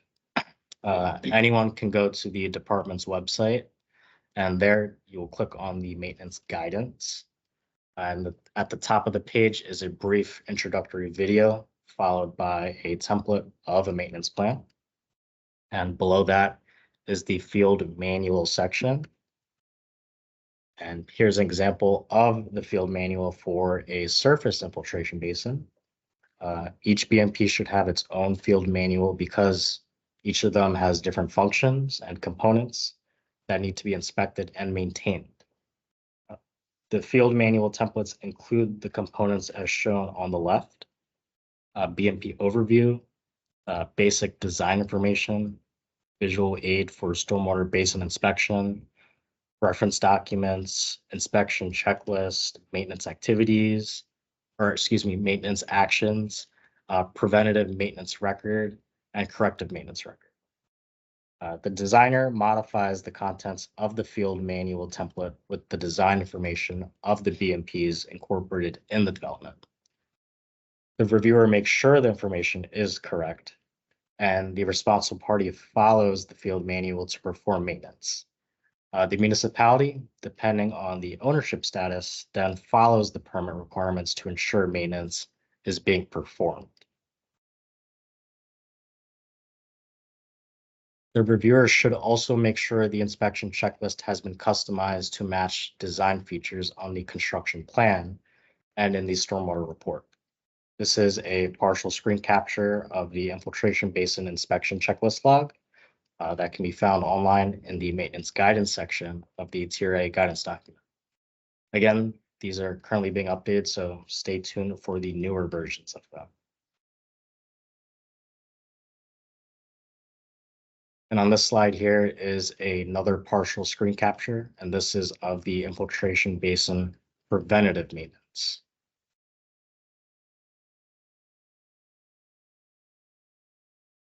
Logbooks are also available on the webpage for recording both preventative and corrective maintenance tasks performed by field personnel under the heading of maintenance logs and inspection records. These are what the maintenance staff may look at during periodic checkups of the maintenance records. For our municipal reviewers, if a private party applicant is missing logbooks, show them where to find the templates and have them use them to make it easier on the municipal inspectors. So this can all be found at the link at the top. Here's a screenshot of the maintenance webpage. Definitely check it out if you haven't seen it. It's very, very useful, highly recommended by all of us, and it spells things out very clearly. It has great detail on what you need to do if you're having trouble, and if you need help, or even if you have questions on what to do, you should be able to find your answers there. There are even links to further training, as well as videos that you can take a look at as well. To sum up, without proper long-term maintenance, the BMPs may not continue to function as designed, resulting in impacts to the environment. The permittee is required to ensure long-term operation and that maintenance is being performed. A municipality may institute measures to facilitate these efforts. The first step towards meeting this permit requirement is a thorough review of the maintenance plan submitted with a development or redevelopment application. We also reviewed the 3 key elements of the maintenance plan, and those are information, planning, and education. And you've all seen where guidance and field manual templates may be found on our website. So again, please use those as a reference if you need help and or need answers. So thank you again for your attention, here's how you can contact me. Before I turn it over to Kristen, I want to remind you that you can type out questions through the chat function and staff will be getting to them. Or you can always email your questions to me if you're more comfortable that way. Short or detailed questions, it doesn't matter. And we can give you a more formal answer there. So before I hand it over to Kristen, Changi, are there any questions that need to be answered?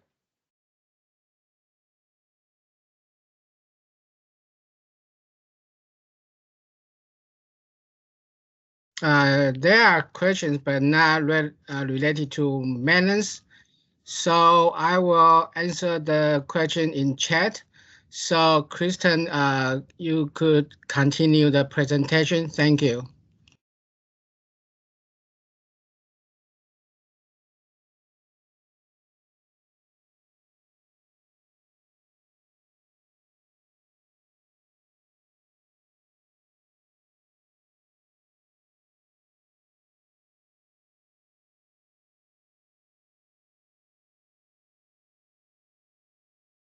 All right, thanks Manesh for the handoff.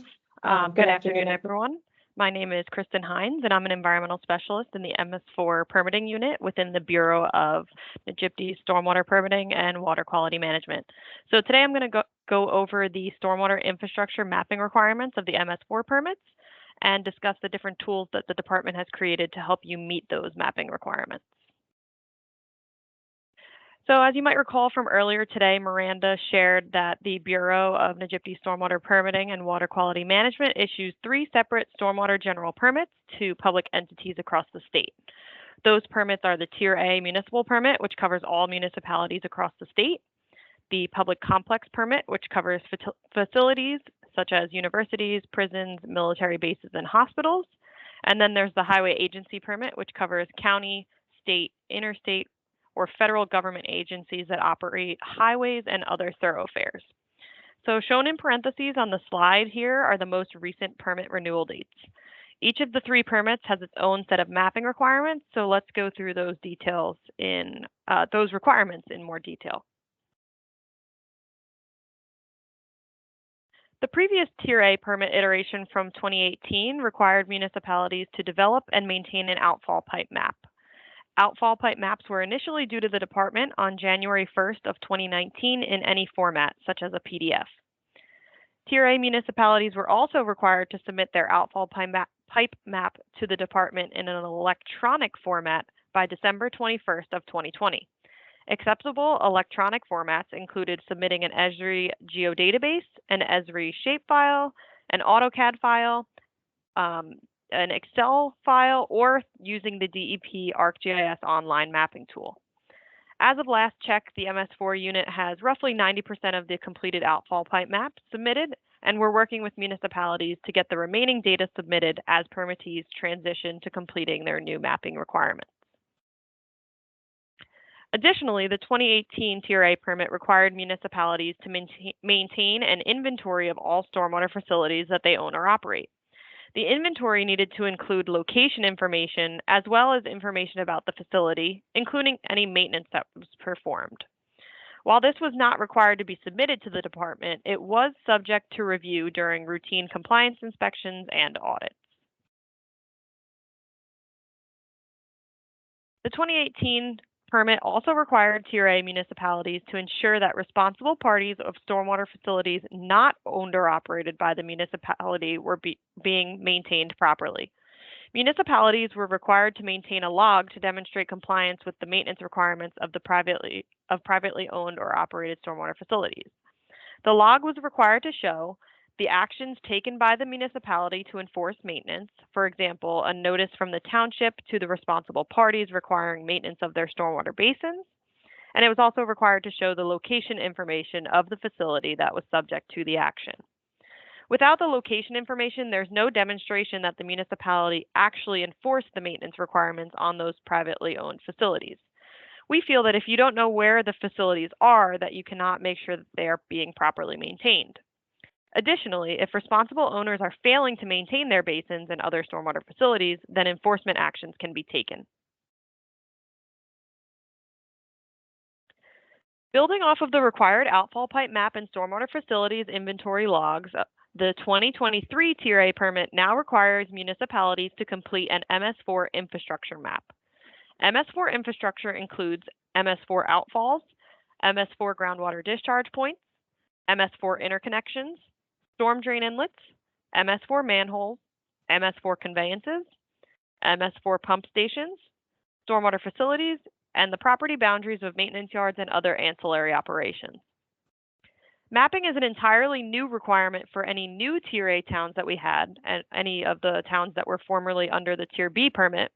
But original Tier A towns do not get an extension on the electronic outfall pipe map that was required to be submitted to the department by January 21st of 2020, or excuse me, December 21st of 2020, as outlined in the 2018 permit. The MS4 infrastructure map is required to be submitted to the department in an electronic format by January 1st of 2026. Acceptable electronic formats include submitting an Esri geodatabase, Esri shapefile, AutoCAD file, an Excel template, or by using the DEP ArcGIS online mapping tool. The infrastructure map needs to be reviewed annually to account for any new or newly identified MS4 infrastructure, and it needs to be posted on the municipality's dedicated stormwater webpage. The public complex permit covers various universities, prisons, military bases, and hospitals throughout the state. The previous public complex permit iteration from 2019 required permittees to develop and maintain an outfall pipe map. Outfall pipe maps were initially due to the department on January 1st of 2020 in any format, such as a PDF. Public complexes were also required to submit their outfall pipe map to the department in an electronic format by December 21st of 2020.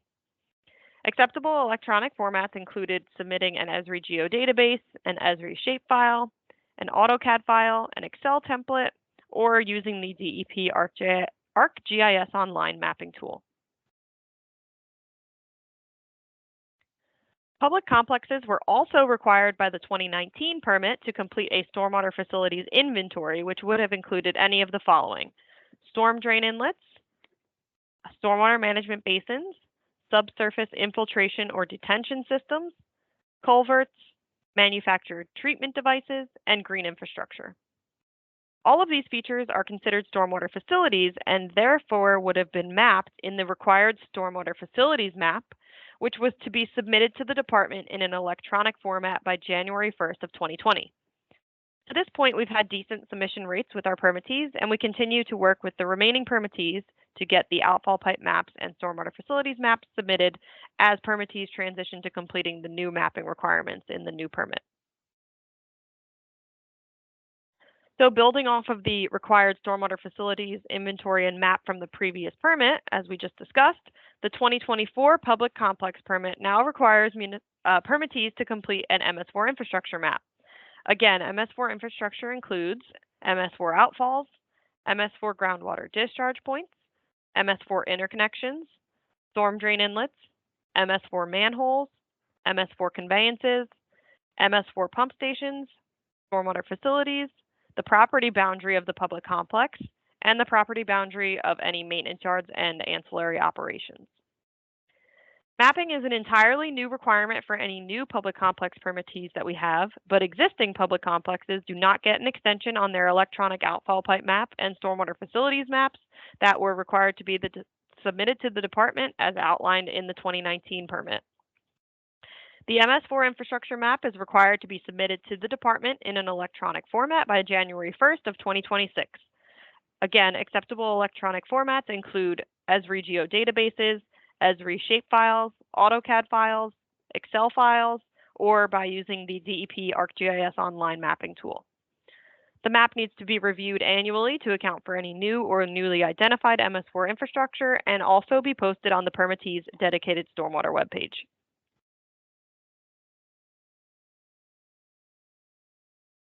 The highway agency permit covers the highway and bridge commissions across the state, such as the NJDOT, the Garden State Parkway, and the highway agencies within each county. Similar to the 2018 Tier A permit and the 2019 public complex permit, Highway agencies were required to submit an outfall pipe map to the department in an electronic format by December 21st of 2020. Similar to the 2019 public complex permit, highway agencies were also required to submit a stormwater facilities map to the department that included the following features: storm drain inlets that were constructed after their effective date of permit authorization, stormwater management basins, subsurface infiltration and detention systems, manufactured treatment devices, and green infrastructure. Highway agencies had until January 1st of 2023 to submit their stormwater facilities map to the department in an electronic format. Again, we've had decent submission rates to this point, and we continue to work with our permittees to get any of the remaining outfall pipe maps and stormwater facilities maps submitted from our highway agencies. So the mapping requirements weren't just added to the MS4 permits because we like to look at dots on a map. Mapping and inventorying of stormwater facilities is crucial to conducting the required inspections and maintenance in each permit, as Manesh just talked about in the previous presentation. The MS4 permits require permittees to inspect for stream scouring at their outfalls. Stream scouring is the erosion or removal of stream bed or bank material by the physical action of flowing water and the sediment that it carries. Scouring can lead to the damage of physical structures and can require expensive maintenance or replacement. When performing inspections, permittees should note if the soil is eroding away around the outfall and if stabilization is necessary. So here are two examples of bad scouring at outfall pipes. All the visible roots in these images are a telltale sign of scouring, and you can also see that the channel has become much deeper and more cut out. So the sediment that was removed from the channel was likely carried downstream, where it can lead to further erosion and scouring problems.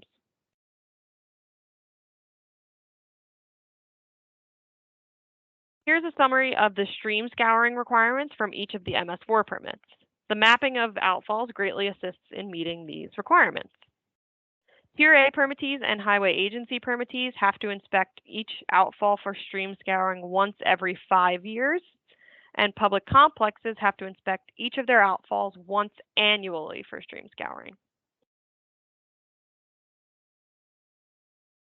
The MS4 permits also require permittees to inspect for evidence of illicit discharges at their outfalls, which again is greatly assisted by mapping and inventory requirements. Illicit discharges are any non-stormwater discharge through a stormwater outfall. The easiest way to find an illicit discharge is to inspect an outfall 3 days after the latest rain event and to look for a flow. While this flow could be groundwater infiltrating into the system, in many cases, it's evidence of an illicit discharge and is most likely contaminating the waterway that the outfall discharges to. So the picture on the slide here shows an example of an illicit discharge occurring at a municipal outfall, and this is depicted by the cloudiness in the water. Tracing back to upstream inlets showed that runoff from fertilized lawns with sprinkler systems was causing a dry weather flow that was high in nutrients.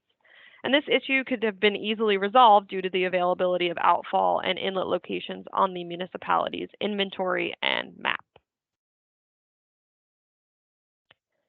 So here's a summary of the illicit discharge requirements from each MS4 permit. It's important to note that any illicit discharges found must be remediated and reported to the department. Inspections for illicit discharges are on the same frequency as those for stream scouring. So for Tier A and highway agency permittees, you have to inspect each of those outfalls for illicit discharges once every 5 years, and public complex permittees have to inspect each of their outfalls once annually for illicit discharges.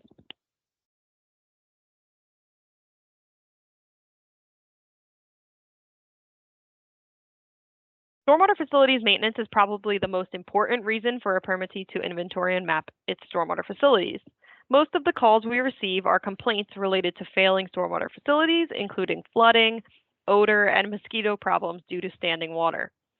In many cases, the permittee is unaware that the basin existed or that cleaning and maintenance was their responsibility. So keeping an up-to-date stormwater facilities inventory helps permittees schedule and conduct regular cleaning and maintenance.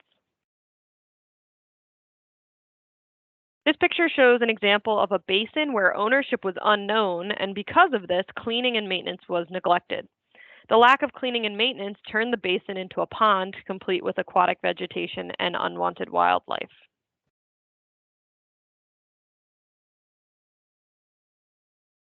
All MS4 permittees are required to develop, update, and implement a program to ensure the adequate long-term cleaning, operation, and maintenance of all permittee-owned or operated stormwater facilities.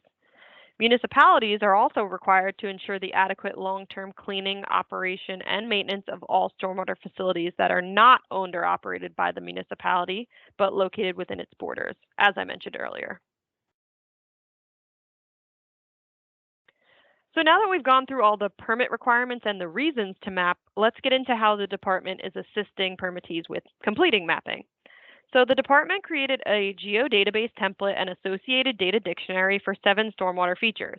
Those features currently include outfall pipes, stormwater management basins, subsurface infiltration and detention systems, manufactured treatment devices, green infrastructure, storm drain inlets, and culverts. We felt that these features were all easily collected as point features and would be a great starting point to mapping your stormwater system.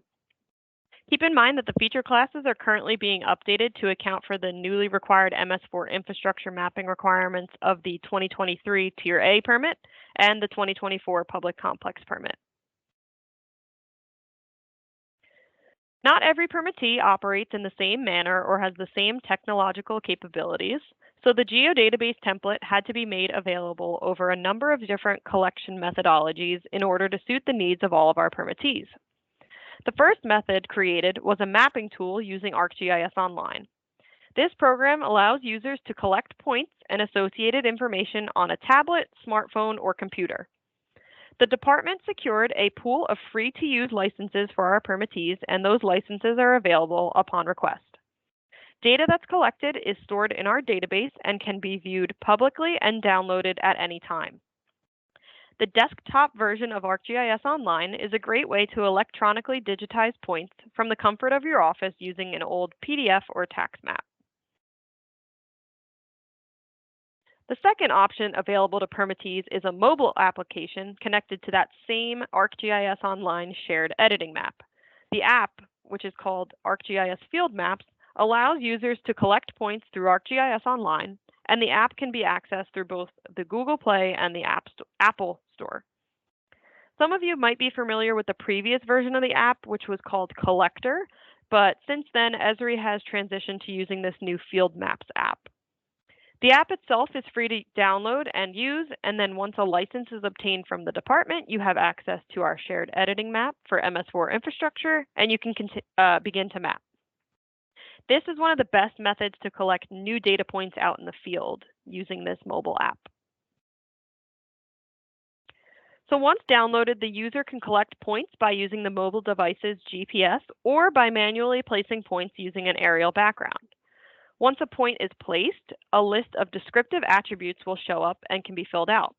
This helps in determining things such as the type of basin or manufactured treatment device, which is important when conducting maintenance. It also helps to determine who is responsible for what facility. Most fields have drop-down menus like what you see here on the slide, which makes it easy to use and fill out in the field and less time-consuming than having to type out each attribute individually.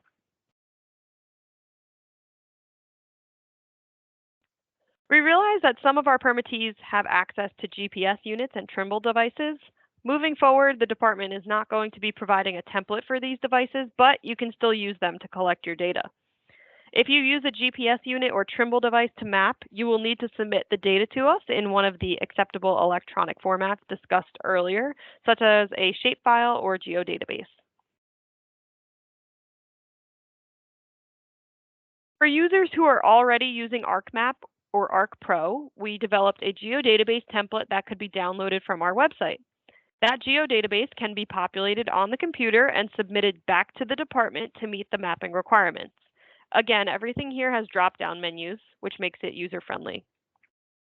While the ArcGIS Online tool and the ArcGIS Field Maps app provide automatic electronic submission to the department, if you utilize our geodatabase template, you will need to upload your files via NJDEP Online to satisfy the electronic submission requirements within the permit. The final method that's available for download from our website is a Microsoft Excel template.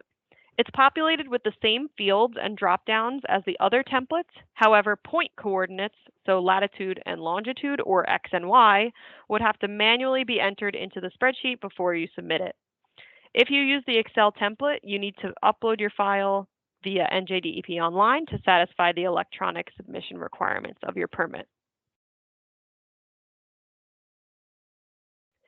As the department receives permittees' stormwater infrastructure data, it becomes available to all permittees and the public in a public-facing layer managed by our Bureau of GIS via NJDEP Open Data and NJ GeoWeb.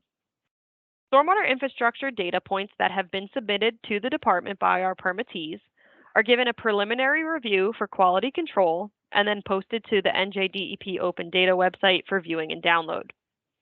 As we continue to receive new data submissions, we continually post data to this site. So if you're viewing your data on here and for some reason you notice an error in what you're seeing versus what you submitted, please reach out to us and we can work together to get this corrected. NJDEP Open Data is the best way for users to download data that was previously submitted to the department. And you can access NJDEP Open Data via the link on the slide, which I believe one of our staff members is also going to post the link in the chat as well for easy access. NJ GeoWeb shows the same submitted data as NJDEP Open Data, but in a more user-friendly and interactive way. NJ GeoWeb is the best way to view MS4 data alongside other public-facing data that the department offers, such as our streams layer and a TMDL layer. This is what the application looks like after you click the button to launch it, and you can close the About window on the right-hand side for more space to move around. Again, the link here is on the slide, and one of our staff members is going to post it on the post it in the chat as well. Another good resource to use for obtaining stormwater infrastructure information is the Rutgers H&H database. It contains relevant information on any stormwater management basin that has been reviewed by any of the soil conservation districts. So this is a great starting point for those who are looking to find the location of their basins, including any private infrastructure. Again, the link here is on the slide. So in summary, NJDEP initially created a database and data dictionary for the stormwater infrastructure features required to be mapped by MS4 permittees. It's currently being updated to account for new mapping requirements in the 2023 Tier A permit and the 2024 Public Complex permit. The data dictionary was made available over several different collection methodologies in order to suit the needs of all of our permittees. Existing data can be accessed via NJDEP Open Data and NJ GeoWeb, where you can view and download it. And last, the department is willing to provide assistance in the form of training or by answering any questions you may have. So please reach out to your case manager if you need any assistance along the way while mapping. Okay, and that wraps up the mapping portion of today's SWMDR presentation. So thanks for your attention. My email address is here on the slide, so if you think of any questions after today's sessions, you can feel free to email me directly. And we also have a link to our case managers, so you can reach out to your case manager as well. But I will also ask if there are any questions in the chat, or if there's anybody who wants to potentially raise their hand and ask questions aloud, we can do that for a couple minutes as well. Otherwise, I can hang on and answer some questions in the chat as we continue to move on with today's session. Yes, Kristen, actually there are questions. The first one is that does this map require location of manhole, for example, our inverts of pipes attached to the manhole? So for manholes, we're looking for just the point of the actual manhole itself. I believe the other information that the person is asking about would be considered potentially stormwater conveyance. So that would be mapped under our stormwater conveyance layer. But if that doesn't fully answer that person's questions, you can feel free to send me an email and we can always discuss it via email, or I'm happy to set up a phone call if need be to discuss some of the mapping requirements in more depth as well. Thank you. And the other question is, will this mapping collected by NJDEP be available to general public? Yes. So as I mentioned, I can just go back here briefly if that's okay. So anytime we receive data, we do an initial review here within our unit, and then it gets posted to a public layer that we have available. And all of that data can be accessed via NJDEP Open Data and NJGeoWeb, and that's available to permittees and the public. Anybody can access this. You know, you could just do a simple Google search for NJDEP GeoWeb, and you would find a link to it, and you know, you can access the data there. So yes, the data does not get posted without a review from our staff, but eventually it does make its way to a public-facing database. Thank you. And I think that's pretty much the question for the mapping. Oh, there's one more. Okay. Do you expect that there will be more mapping requirements in the future, or are the recent updates list of attributes to be collected comprehensive now? So I cannot speak on any future mapping requirements, as that would be, you know, something that we would discuss down the road as the permits are being renewed. But as of now, these are comprehensive lists, and we feel that all of the data that we're requiring to be collected, once we receive it from all of our permittees, will help show a complete picture of stormwater management and stormwater, you know, flow, drainage throughout the state. So that's what I can say on that as of right now. And just keep in mind that anybody who is using any of our templates, that they are still in the process of being updated to reflect the most recent permit renewals from the TRA 2023 and Public Complex 2024. So don't be alarmed if you see that some of the things don't quite exactly match what's in your permit. Kristen, well, sorry to interrupt. We have one hand raised. Sure. Rick Matthias, did your question get answered? I know that the hand gets lowered after so many minutes, but if you can unmute yourself if you still need to ask your question. Or email it in if that doesn't work.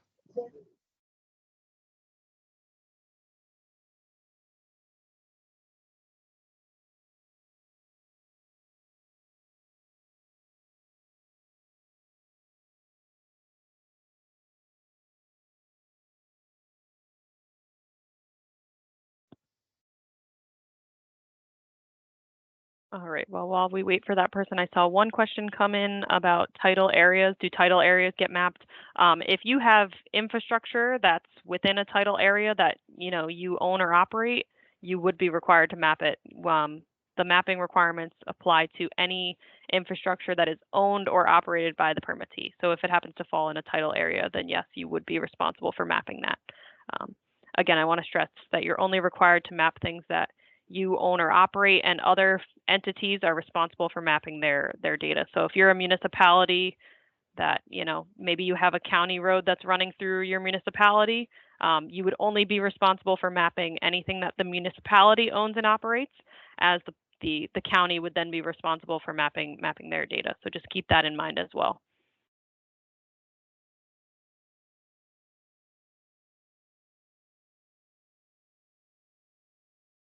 Okay, thank you, Kristen. If anyone has any more questions, she has graciously offered to take your questions by email. So I think she did a great job. And Mr. Moderator, are we ready to move on? Yes, please move on the quiz. Thank you. All right, so again, thanks everyone for your time. I'll stick around to answer any more mapping questions that might come up in the chat. But next up is quiz number 1, which is going to be led by Anthony Roblick. So please stand by as we transition over to Anthony. Someone from the staff is going to paste the QR code for the quiz and a link in the chat. So if you want to take the quiz on your computer, please open the quiz in a new window or tab so that you can stay in the Teams meeting. And then you can also use your smartphone to scan the QR code and take the quiz that way on your phone. So thanks again for your time. Okay, the quiz collector is now on.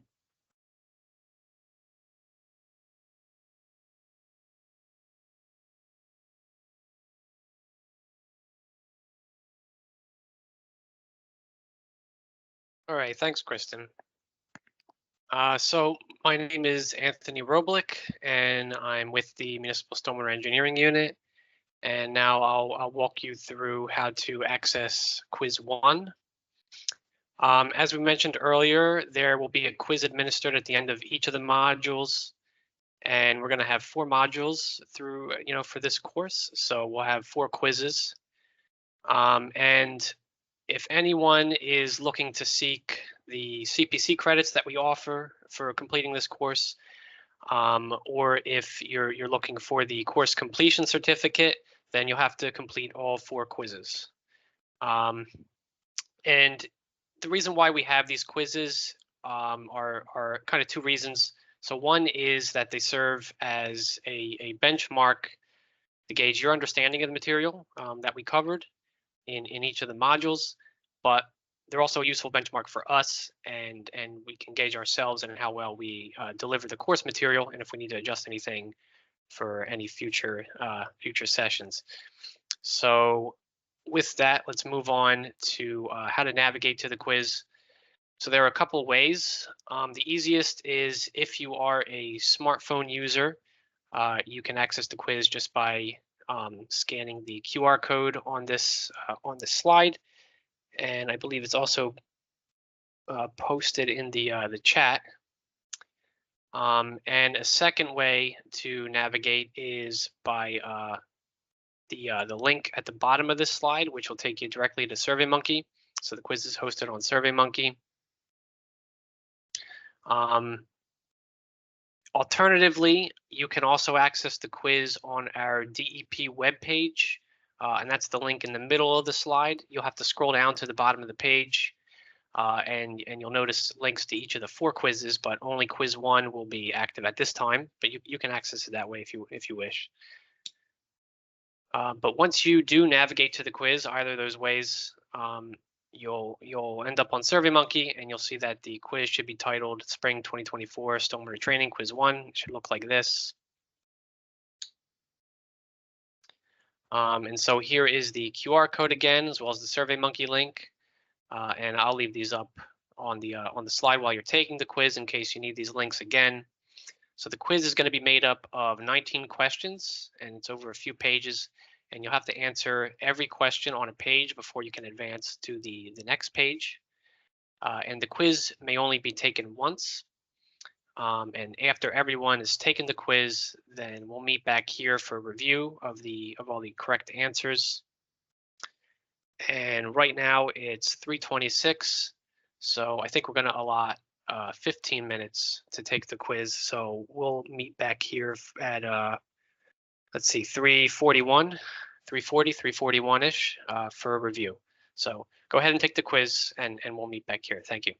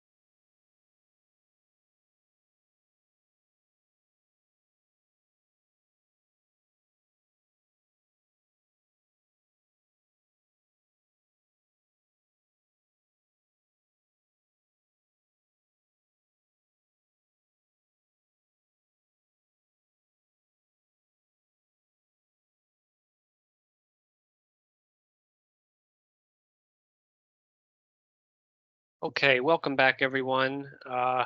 It's 3:41, so it's been about 15 minutes or so, and it looks like we're up over 80% completion on the quiz. So we're going to go ahead and proceed with the quiz 1 review. And we'll start with question 4, since that's where the actual quiz questions start. So question 4 states, the 6 minimum measures are required by what type of mandate? And the answer to this is A, federal. And so this was something that was covered in the federal background presentation. The NIPD's Phase 2 stormwater regulations require that the 6 minimum measures be implemented for small MS4s. And so this is mandated at the federal level. Okay, question 5. Reviewing site plans is required to comply with which statewide basic requirement? And the answer to this is C, post-construction stormwater management. And so it's part of the statewide basic requirements that the permittee develop, update, implement, and enforce its stormwater management program to address stormwater runoff from both new development and redevelopment. Okay, moving on, question 6. Who is responsible for enforcing the post-construction stormwater management program? And the answer to this is D, the MS4 permittee. So this is kind of linked to the previous question, and it's the responsibility of the MS4 permittee to enforce the post-construction stormwater management program.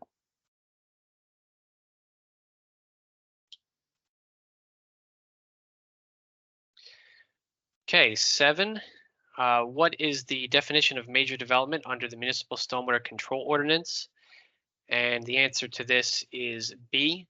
So all development projects that result in land disturbance of 1 acre or more, and any additional development defined as major development by the municipality's stormwater control ordinance.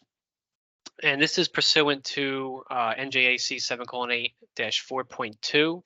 So for the purposes of a municipal stormwater management plan and elements, and that includes the SCO, major development is limited to projects that ultimately disturb 1 or more acres of land.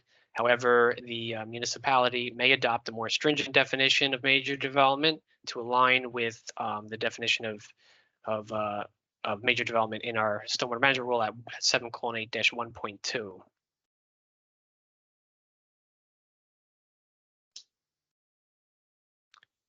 All right, question 8, which of these can be used to demonstrate compliance with the water quantity design and performance standard? And the answer to this is B. So design stormwater management measures so that the post-construction peak runoff rates for the current and projected 210 and 100-year design storm events are 50, 75, and 80% respectively of the pre-construction peak runoff rates. So this was something that was covered in the stormwater overview presentation, and the wording is kind of similar between these, but B is the correct answer. All right, moving on to question 9. Which of the following is the New Jersey water quality design storm? And the answer to this is A, which is 1 1/4 inches in 2 hours. So the NJ water quality design storm is a storm event with a variable intensity that results in 1 1/4 inches of rainfall in 2 hours.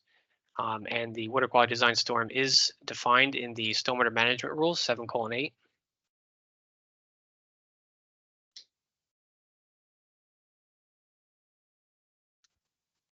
Okay, question 10. Which of the following would meet the groundwater recharge standard? The answer to this is D, all of the above. So a major development has the option of infiltrating the increase in the projected 2-year design storm runoff volume or maintaining the average annual groundwater recharge. And we have the groundwater recharge spreadsheet available on our website in order to assist with meeting the second option there.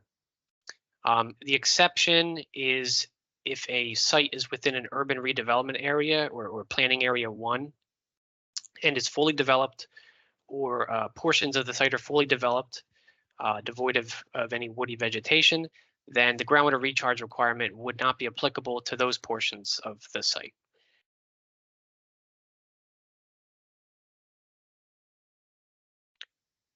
Right, question 11 is a true or false.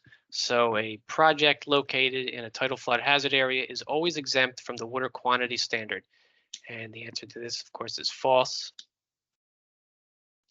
So in tidal flood hazard areas, the water quantity standard does not apply only if the applicant can demonstrate that the increased volume of stormwater runoff will not increase flood damage below the point of discharge. And so there must be a demonstration through a hydrologic and hydraulic analysis that the increased volume, the change in timing, the increased rate of runoff, or a combination of any of those will not result in additional flood damage below the point of discharge. And the only time when that analysis would not be required is if the discharge is directly into an ocean or a bay or inlet or reach of any watercourse between its confluence with one of those water bodies and the first water control structure.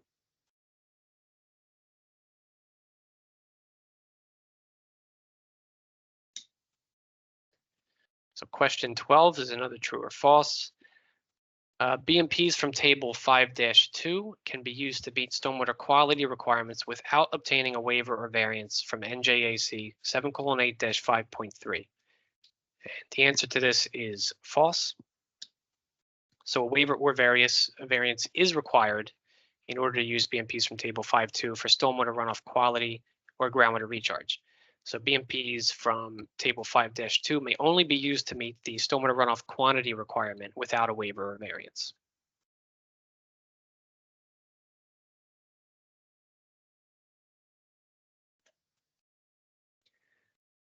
Okay, question 13. True or false, a gravel area used for vehicle parking during events that are regularly held should be considered a motor vehicle surface. The answer is true. So a surface that is intended to be used by motor vehicles beyond an emergency situation should be considered as part of the total regulated motor vehicle surface. However, if a surface does not allow for motor vehicle use outside of an emergency, then the review agency may determine that the area can be excluded from the total regulated motor vehicle surface.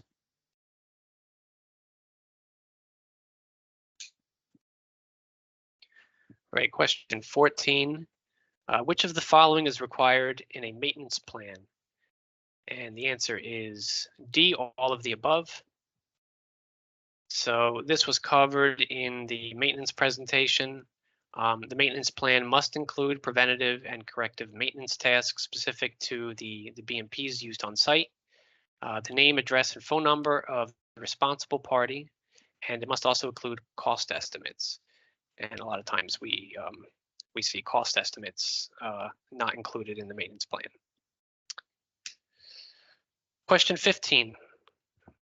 Which of the following cannot be the responsible party for maintenance of a stormwater BMP? And the answer is D, a homeowner that owns only one home in a large residential development. So the stormwater management rules at NJAC 7:8-5.8C state that responsibility for maintenance shall not be assigned or transferred to the owner or tenant of an individual property in a residential development or project, unless it's the rare case where the owner or tenant owns or leases the entire residential development or project.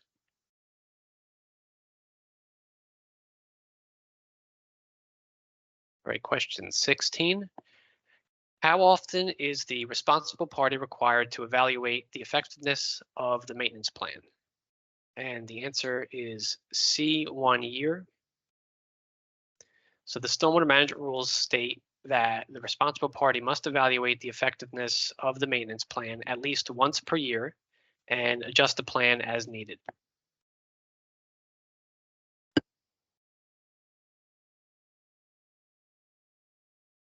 Okay, question 17, true or false?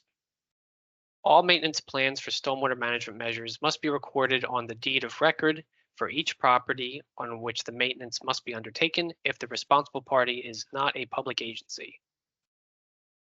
And the answer to this is true. So the stormwater management rules at NJAC 7:8-5.8D state that if a person responsible for maintenance is not a public agency, then the maintenance plan and any future revisions shall be recorded upon the deed of record for each property on which the maintenance must be undertaken.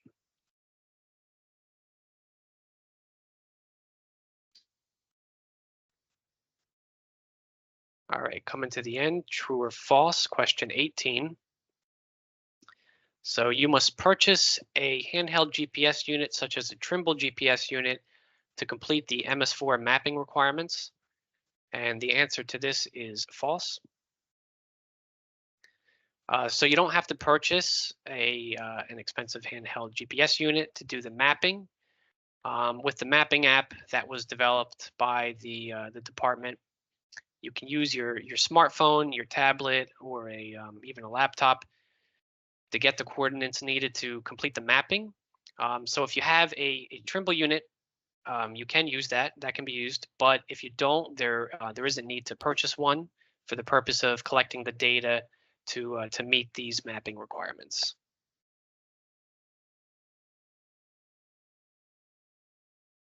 All right, and the final question is also a true or false. Question 19. The department charges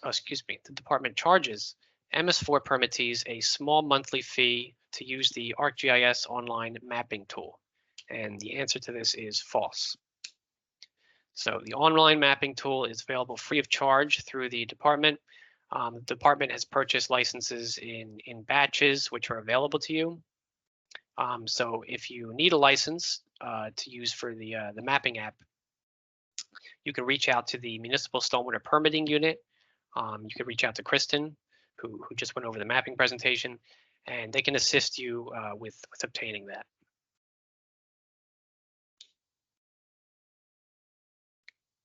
All right, so thank you for your attention, and that concludes the quiz review.